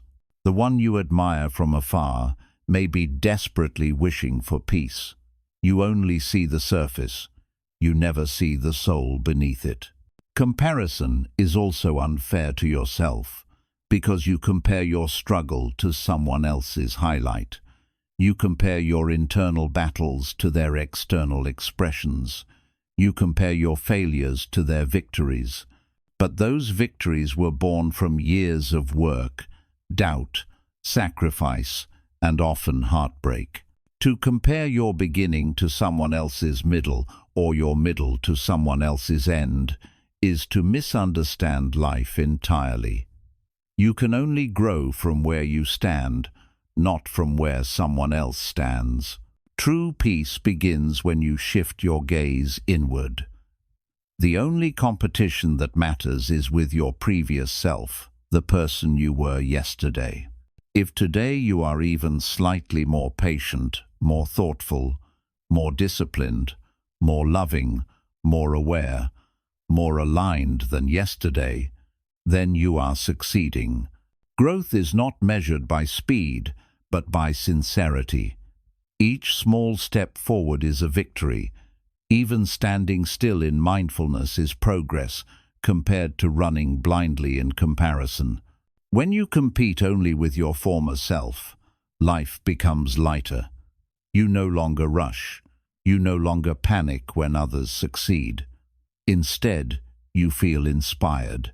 Their success becomes proof that good things are possible. Instead of envy, you feel encouragement. Instead of bitterness, you feel admiration. Instead of asking, "Why them?" you say, "May I learn from them?"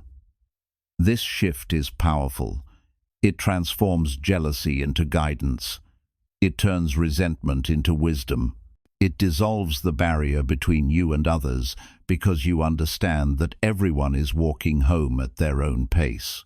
When your competition is internal, you stop performing for others. You stop chasing recognition. You stop needing approval. You stop controlling how others see you. You realize that the true measurement of a life is not how impressive it looks, but how deeply you are growing inwardly. You begin living authentically. You choose what nourishes you, not what impresses others. You build your life based on meaning, not display. You measure success by peace, not applause. This inner focus also transforms your goals. Instead of chasing goals that make others admire you, you pursue goals that make you respect yourself. You choose goals that align with your heart, goals that bring fulfillment, not just validation. You no longer need to prove anything to the world because you understand that your worth is inherent. You pursue your dreams from love, not insecurity. When you stop competing with others, relationships deepen. There is no room for jealousy, insecurity, or hidden comparison. Instead, there is support. You celebrate others genuinely because their success does not threaten your own. You can admire without shrinking. You can appreciate without feeling inferior. You can give without expecting return. You can listen without defending yourself. You create authentic connections because you are not secretly using relationships to measure yourself. You simply connect because you care. Families heal when comparison ends. Siblings stop feeling rivalry. Friends stop feeling threatened. Children stop feeling inadequate. When comparison leaves, love becomes unconditional. Each person is allowed to be themselves. Each person is allowed their own journey. This is true harmony. One reason comparison causes suffering is that the ego thrives on hierarchy. It wants to be better than others. It wants superiority. But this desire traps us. The ego can never be satisfied. Even if it becomes better than someone today, it will find someone else tomorrow. The hunger never ends. The ego is a bottomless well. You pour your life into it, and it remains empty. Buddhist teachings guide us to dissolve this ego illusion. True self-worth is not comparative. It is intrinsic. It does not need to be higher or lower than anyone, it simply is. When you focus on your internal competition, you become humble. You understand that every person has different lessons to learn. You understand that you cannot compare a mountain to a river. Each is beautiful for what it is. You begin to appreciate your own nature. If you are a mountain, you learn to stand firm. If you are a river, you learn to flow. There is no need to become anything else. The beauty of life is diversity. Each person contributes something unique. Comparison tries to make everyone the same. Awareness celebrates each person's uniqueness. The greatest tragedy of comparison is the way it blinds you to your miracle. You are a unique combination of experiences, talents, insights, wounds, lessons, and strengths. No one has lived your life. No one has walked your path. No one has survived your storms. No one has learned your lessons. No one sees the world exactly like you. This uniqueness is your gift to the world. But when you compare yourself to others, you reject your gift. You silence your voice. You dim your light. You shrink into someone else's shape. And the world loses something irreplaceable, the gift of you. When you stop comparing, you reclaim your gift. You begin to see yourself clearly. You notice your strengths. You acknowledge your progress. You appreciate your growth. You feel gratitude for your journey. You stand taller, not because you are better than others, but because you finally see your own value. Another powerful realization emerges when you stop competing. Life is not about winning. Life is about becoming. It is about becoming more aware, more compassionate, more open, more courageous, more peaceful, more yourself. Success is not measured by comparison but by alignment. Are you living a life true to your nature? Are you becoming more conscious? Are you kinder today than yesterday? Are you braver than before? Are you more patient, more generous, more accepting? These are the real measures. When competition becomes internal, you welcome correction. You are not threatened by feedback. You want to learn. You want to grow. You understand that flaws are not shameful, they are invitations. You stop defending your weaknesses. You start transforming them. You stop hiding your wounds. You start healing them. You stop pretending you are perfect. You start becoming whole. Life becomes a personal journey, not a public performance. Whenever you feel comparison returning, gently remind yourself that your journey is unfolding exactly as it needs to. No moment is wasted. No experience is useless. Everything is part of your becoming. Trust your path. Trust your timing. Trust your evolution. Live fully, not competitively. And little by little, competition dissolves into compassion. Judgment dissolves into understanding. Envy dissolves into inspiration. Restlessness dissolves into peace.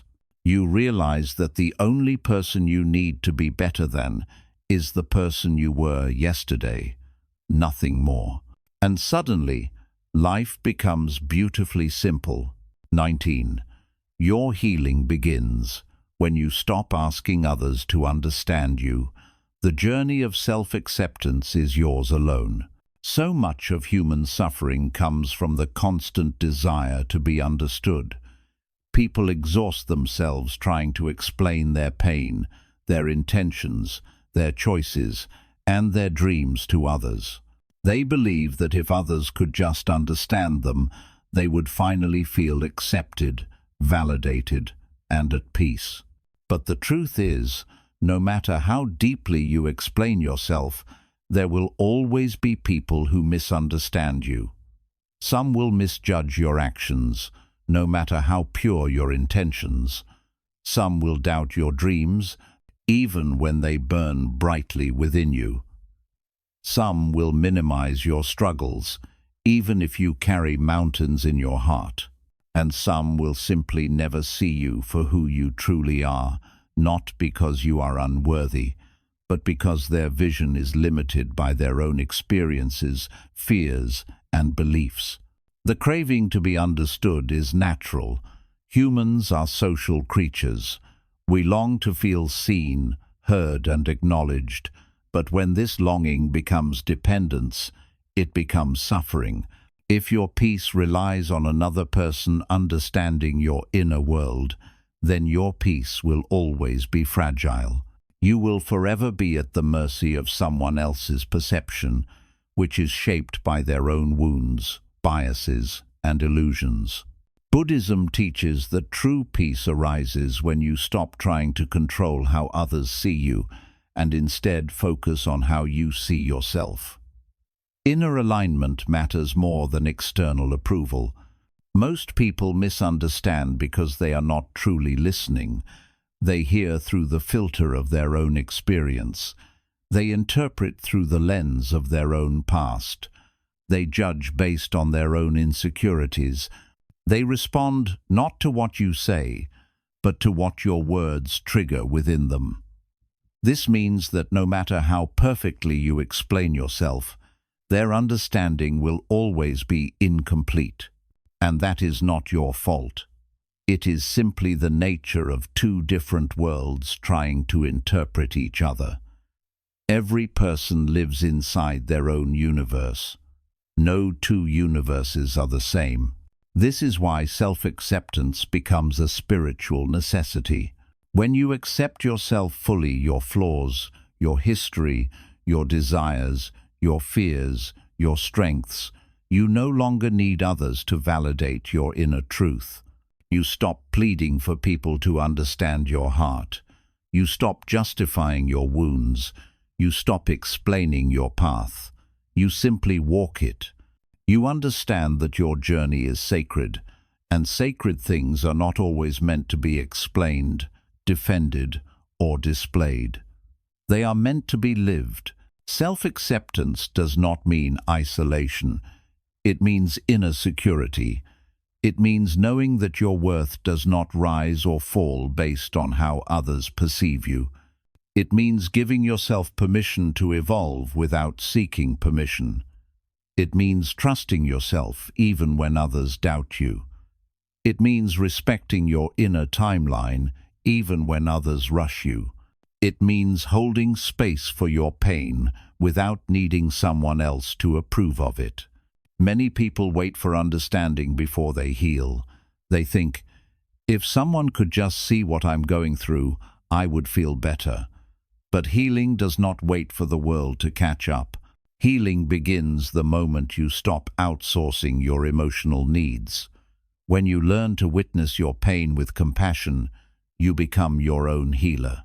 The truth is, no one will ever understand your pain in the way you do, because no one has lived your story. They only see fragments, gestures, decisions, words, but they do not see the storms you endured silently. They do not see the nights you cried alone. They do not see the thoughts you wrestled with. They do not see the strength it took to keep going. Only you know.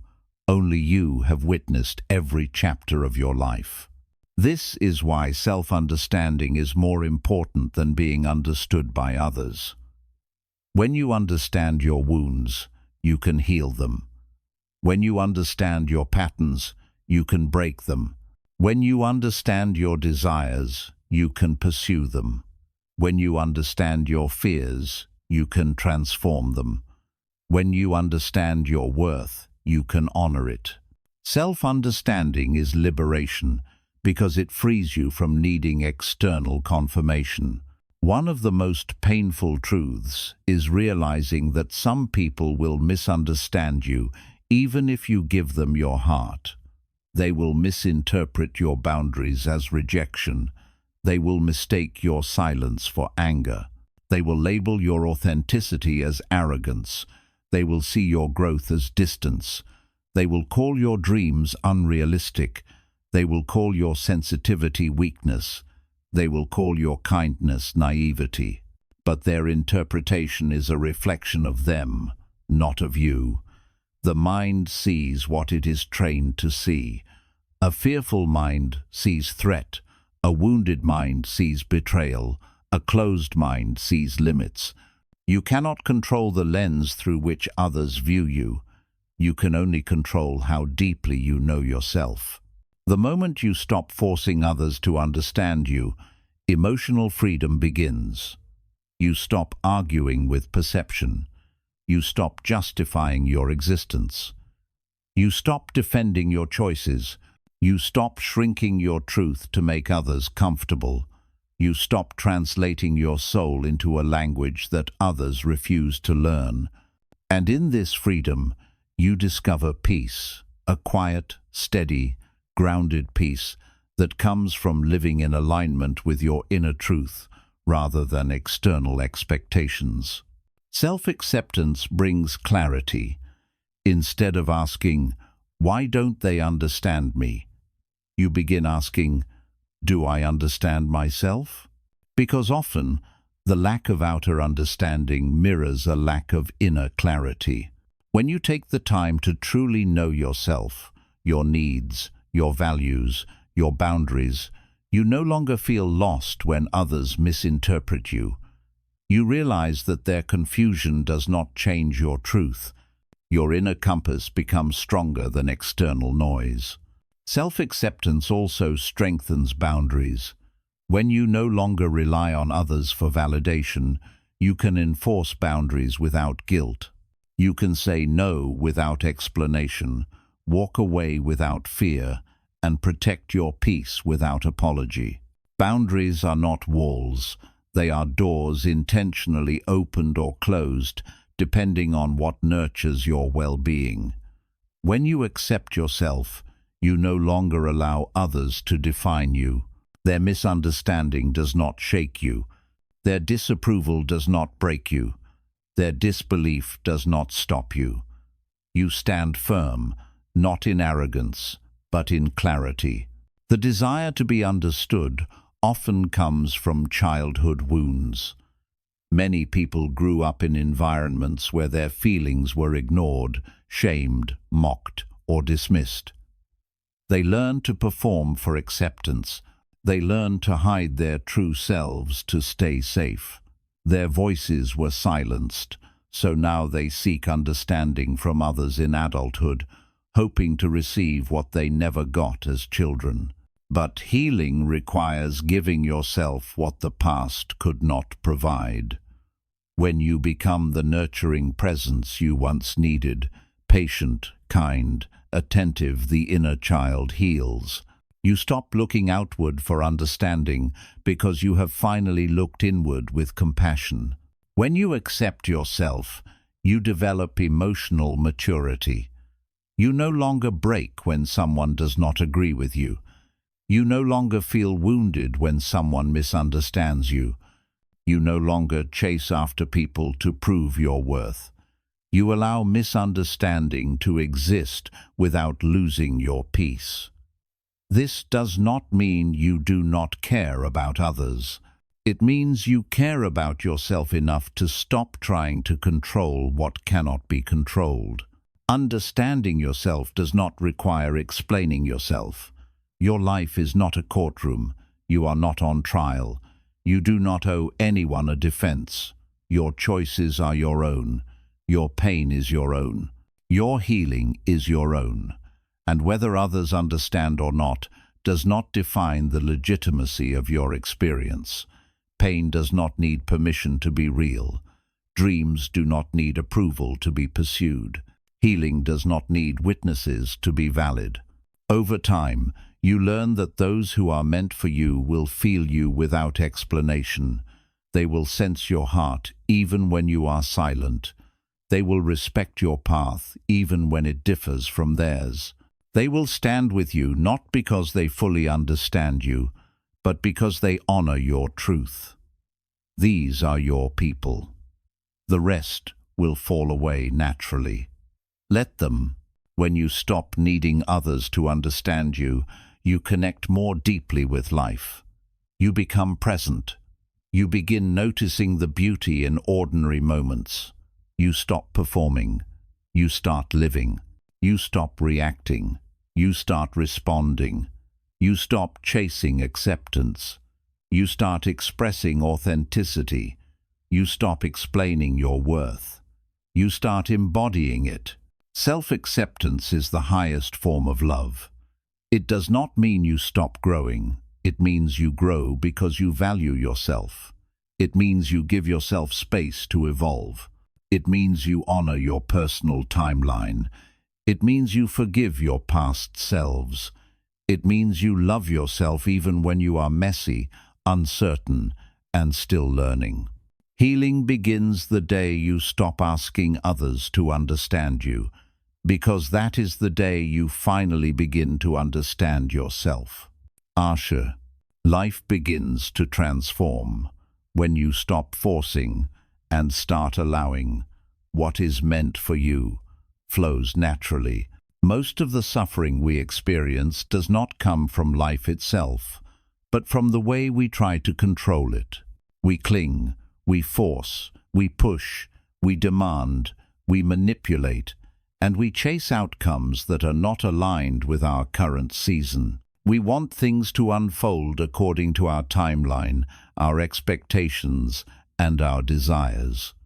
When they don't, we feel frustrated, anxious, defeated, or betrayed.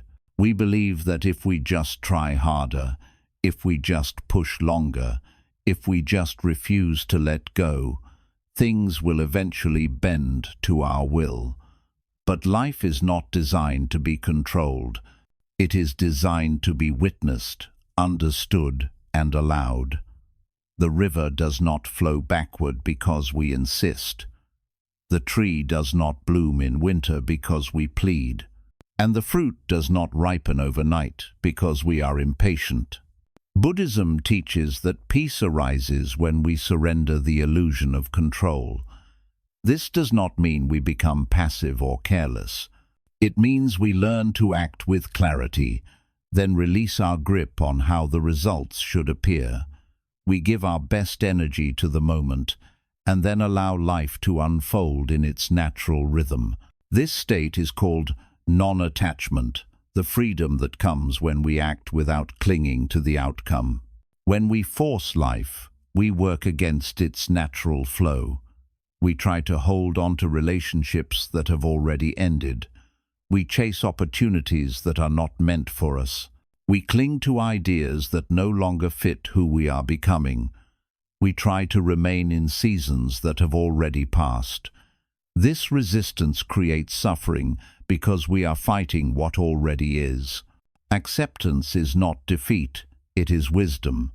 It recognizes that fighting reality only exhausts us, while allowing reality gives us the chance to respond with intelligence and peace. Allowing is not laziness, it is alignment. It is the act of stepping into harmony with life, rather than endlessly wrestling against it. When you stop forcing and start allowing, you begin to see that life has its own intelligence. There are unseen threads connecting events, people, and opportunities. Things that leave you do not leave by accident. People who walk away are making space for others who are more aligned. Doors that close are pointing you toward doors that will open. But you can only notice this intelligence when you stop forcing and start observing. Most people force because they fear loss. They fear emptiness, uncertainty, and change. They worry that if they let go, nothing better will come. They believe that holding on is safer than releasing. But holding on to what is not aligned only delays what is truly meant. When you cling to something that is falling apart, you block the arrival of something that wants to grow. Letting go is not giving up. It is clearing space. Life is constantly offering you signs. Some things flow easily. Others resist. Flow does not mean ease forever, but it means there is alignment. You take one step, and life takes one step toward you. Resistance, on the other hand, is a sign. You chase, but nothing responds. You try, but everything falls apart.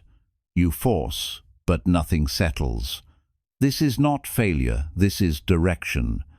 Life is redirecting you, telling you, this is not your path. Allowing means listening.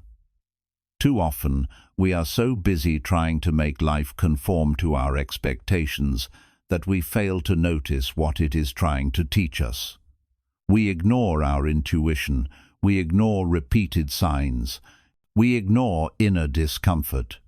We ignore the feeling that something is not right. We call this persistence, strength, or loyalty. But sometimes it is confusion, attachment, or fear disguised as virtue. When we allow, we begin trusting the natural timing of things. The seed does not bloom the day after it is planted. It rests, it roots, it grows unseen, in darkness. Only later does it break through the soil into light. We do not dig up the seed every day to check if it is growing. That would kill it. We water, we nurture, we wait. The same is true for our lives. Dreams need time. Healing needs time. Growth needs time. Love needs time. When we force, we uproot what is still taking form. Many people fear that if they stop forcing, life will become stagnant. They think they must push relentlessly or nothing will happen. But forcing is not the same as effort. True effort is aligned. Forcing is desperate. Effort comes from clarity. Forcing comes from fear. Effort feels steady. Forcing feels frantic. Effort flows. Forcing chokes. When you are aligned, your energy is powerful. When you are misaligned, you drain yourself. When you stop forcing, you begin to understand the difference between what is meant to be and what is not. If something constantly falls apart, no matter how hard you try, it may not belong to your soul's path. If someone repeatedly leaves, maybe they are not meant to stay. If an opportunity slips away, maybe it was not designed for your growth. When you allow, you create space for the right people, opportunities, and experiences to arrive without struggle. The universe is always responding to your inner state. When you cling, it mirrors your anxiety. When you release, it mirrors your trust. When you allow, you align with a deeper intelligence that has been guiding you all along. This does not mean everything becomes easy. It means everything becomes meaningful. Even challenges become purposeful. Instead of feeling like punishment, they feel like initiation. Allowing also means surrendering the need for constant answers. Life rarely reveals everything at once. It gives you one step at a time, just enough light to walk forward. When we demand certainty, when we refuse to move unless we see the whole road, we imprison ourselves in paralysis. Allowing is the opposite. It is trusting the next step to appear when it needs to. It is trusting that every stage equips you for the next. It is trusting that even detours are part of the journey. This trust is not blind. It comes from noticing, again and again, that life has carried you through things you once thought impossible. You have survived heartbreaks. You have overcome losses. You have learned through pain. You have changed. You have grown. Life has never abandoned you. Even in the most painful seasons, something inside kept you moving. Your breath, your awareness, your quiet resilience. That force is life itself. When you trust it, you stop fighting the current. Allowing also changes your relationship with love. When you force love, you try to make someone stay. You try to control their feelings. You try to shape yourself into what they want. But forced love is not love. It is attachment. True love flows. It does not need to be gripped tightly. It does not require fear. If someone is meant for you, they will stay without force. If someone leaves, love allows them to go. Not because it is weak, but because it trusts that what is real will return or be replaced by something more aligned. Allowing teaches you to live with open hands instead of closed fists. When your hands are closed, gripping old relationships, old identities, old expectations you cannot receive. When your hands open, life can place new things into them. This openness is not passive, it is receptive. It invites life to meet you where you are without fear. The shift from forcing to allowing also softens your heart. When you force, your energy becomes hard. You meet life with tension, resistance, and judgment. When you allow, you meet life with curiosity, patience, and humility. You begin seeing challenges not as obstacles but as invitations. You begin seeing endings not as failures but as transitions. You begin seeing people not as possessions but as companions. Allowing does not mean everything will be pleasant. Painful things still happen. Loss still comes. Disappointment still arrives. But your relationship with them changes. You no longer collapse when things do not go your way.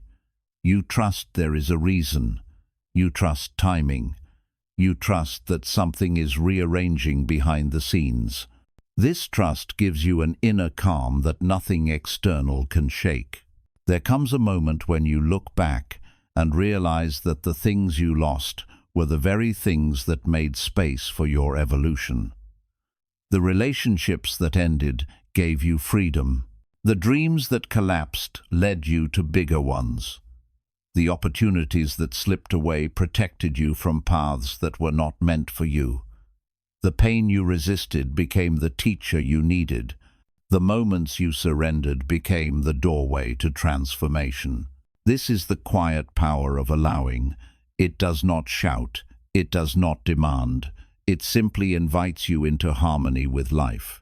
And slowly, you begin to see that life was never happening to you. It was happening for you. Every moment, every shift, every ending, every beginning was shaping you, refining you, preparing you. You stop asking, "Why is this happening?" and start asking, "What is this teaching?" You stop resisting and start participating. You stop fighting and start flowing. And when you flow, life opens. Not because you forced it, but because you trusted. This is where transformation begins, not in control, but in surrender. Not in gripping, but in releasing. Not in forcing, but in allowing. Because what is meant for you always finds a way. If there is one truth that has echoed through every lesson, it is this: everything begins with you, not with the world around you, not with the people you wish would love you, not with the circumstances you believe must change first. The journey always begins inside. When you learn to love yourself deeply, completely, and without hesitation, life shifts. Not because the world suddenly becomes easier, but because your inner world becomes clearer. You learn to stand from a place of wholeness instead of scarcity, presence instead of fear, inner stability instead of external approval. The world teaches us to chase people, chase dreams, chase status, chase belonging. But chasing only leads to exhaustion. Every time you search outside for what you already carry within, you drift further from yourself. The moment you turn inward, even gently, everything begins to change. Loving yourself is not arrogance. It is not selfishness. It is recognition of your inherent worth, a worth you were born with, long before the world taught you to doubt it. To love yourself is to return home to the truth you once knew as a child, before comparison, fear, and expectation built walls around your heart. Self-love is not a feeling that visits occasionally. It is a practice, a way of living. It is seen in the boundaries you set, in the company you choose, in the silence you allow, in the dreams you pursue, in the time you give your soul to breathe. It is seen in the way you speak to yourself when you fail, in the grace you offer yourself as you grow, in the forgiveness you give to the parts of you still learning. Self-love is not loud. It is not glamorous. It is gentle, steady, and patient. It is the quiet decision, repeated daily, to honor who you are and who you are becoming. You learned that you are already complete. Nothing outside you can make you more whole than you already are. The more you remember this, the less you cling. You begin to walk through the world without desperate hunger. You stop begging for love. You stop shrinking to be accepted. You stop abandoning yourself to be chosen. You choose yourself. And when you do, the world reflects that choice. People who belong to your journey come with ease. Opportunities align naturally. Life softens around you because you have softened within. You discovered that your worth does not increase when someone approves of you, nor does it decrease when someone rejects you. Worth is constant like the sky, unchanged whether clouds gather or disperse. You can spend a lifetime seeking worth outside, but you will only find fragments. The full truth is found only within. When you accept yourself fully, you stop performing for the world. You stop trying to prove your existence. You simply live honestly, openly, courageously, without needing permission. You learn that solitude is not emptiness. It is fullness. It is the meeting point between your mind and your soul. Solitude reveals your deepest truths. It shows you what you fear, what you desire, what you must release, and what you are meant to pursue. In solitude, the noise of the world dies, and the whisper of your heart becomes clear. To sit with yourself is to discover the universe living inside you, vast, expansive, full of wisdom. When you are comfortable being alone, you are never truly lonely. You came to understand that the only competition that matters is with who you were yesterday. Growth is not measured in comparison but in sincerity. The world may move quickly, but your journey is your own. There is no need to rush. There is no need to force. What is meant for you cannot be lost. It is woven into your path, waiting patiently for you to become the person capable of receiving it. Your only task is to keep becoming one step at a time, one breath at a time. You learned that healing does not require the understanding of others. Most of your journey will be invisible to those around you. They will not know the battles you fought in silence, the pain you carried, the courage it took to simply breathe. But your healing is not a performance. It is a personal pilgrimage. You owe no explanation. You owe no justification. You only owe yourself honesty.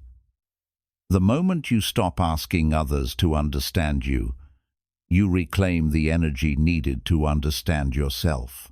You discovered the quiet power of allowing. When you stop forcing life and trust its rhythm, you move from resistance to flow. Not everything must be chased. Not everything must be held. Some things are meant to fall away so that better things can arrive. Letting go is not weakness. It is wisdom, an understanding that endings are often beginnings in disguise. When you trust that life is guiding you rather than punishing you, you step into a deeper harmony with existence. You no longer push the river. You move with it. Through everything you have learned, one truth stands above all. You are worthy not because of what you do, but what you achieve, or how others see you, but because you exist. Your existence is enough. Somewhere along the way, you may have forgotten this. The world may have taught you otherwise, but you can return to this truth again and again through awareness, compassion, and presence. You do not need to become someone else to be worthy. Your true power lies in becoming yourself. As you move forward, your practice is simple. Come back to yourself, again and again. When the mind wanders, return. When fear speaks, listen, then return. When doubt rises, breathe, then return. When life feels heavy, pause, then return. Not to who you were, but to who you are beneath everything. The path is not linear. Some days you will feel strong. Some days you will feel lost. Some days you will feel open. Some days you will collapse inward. This is not failure. This is life. Healing is not a destination. It is a relationship with your body, your mind, your spirit, and your truth.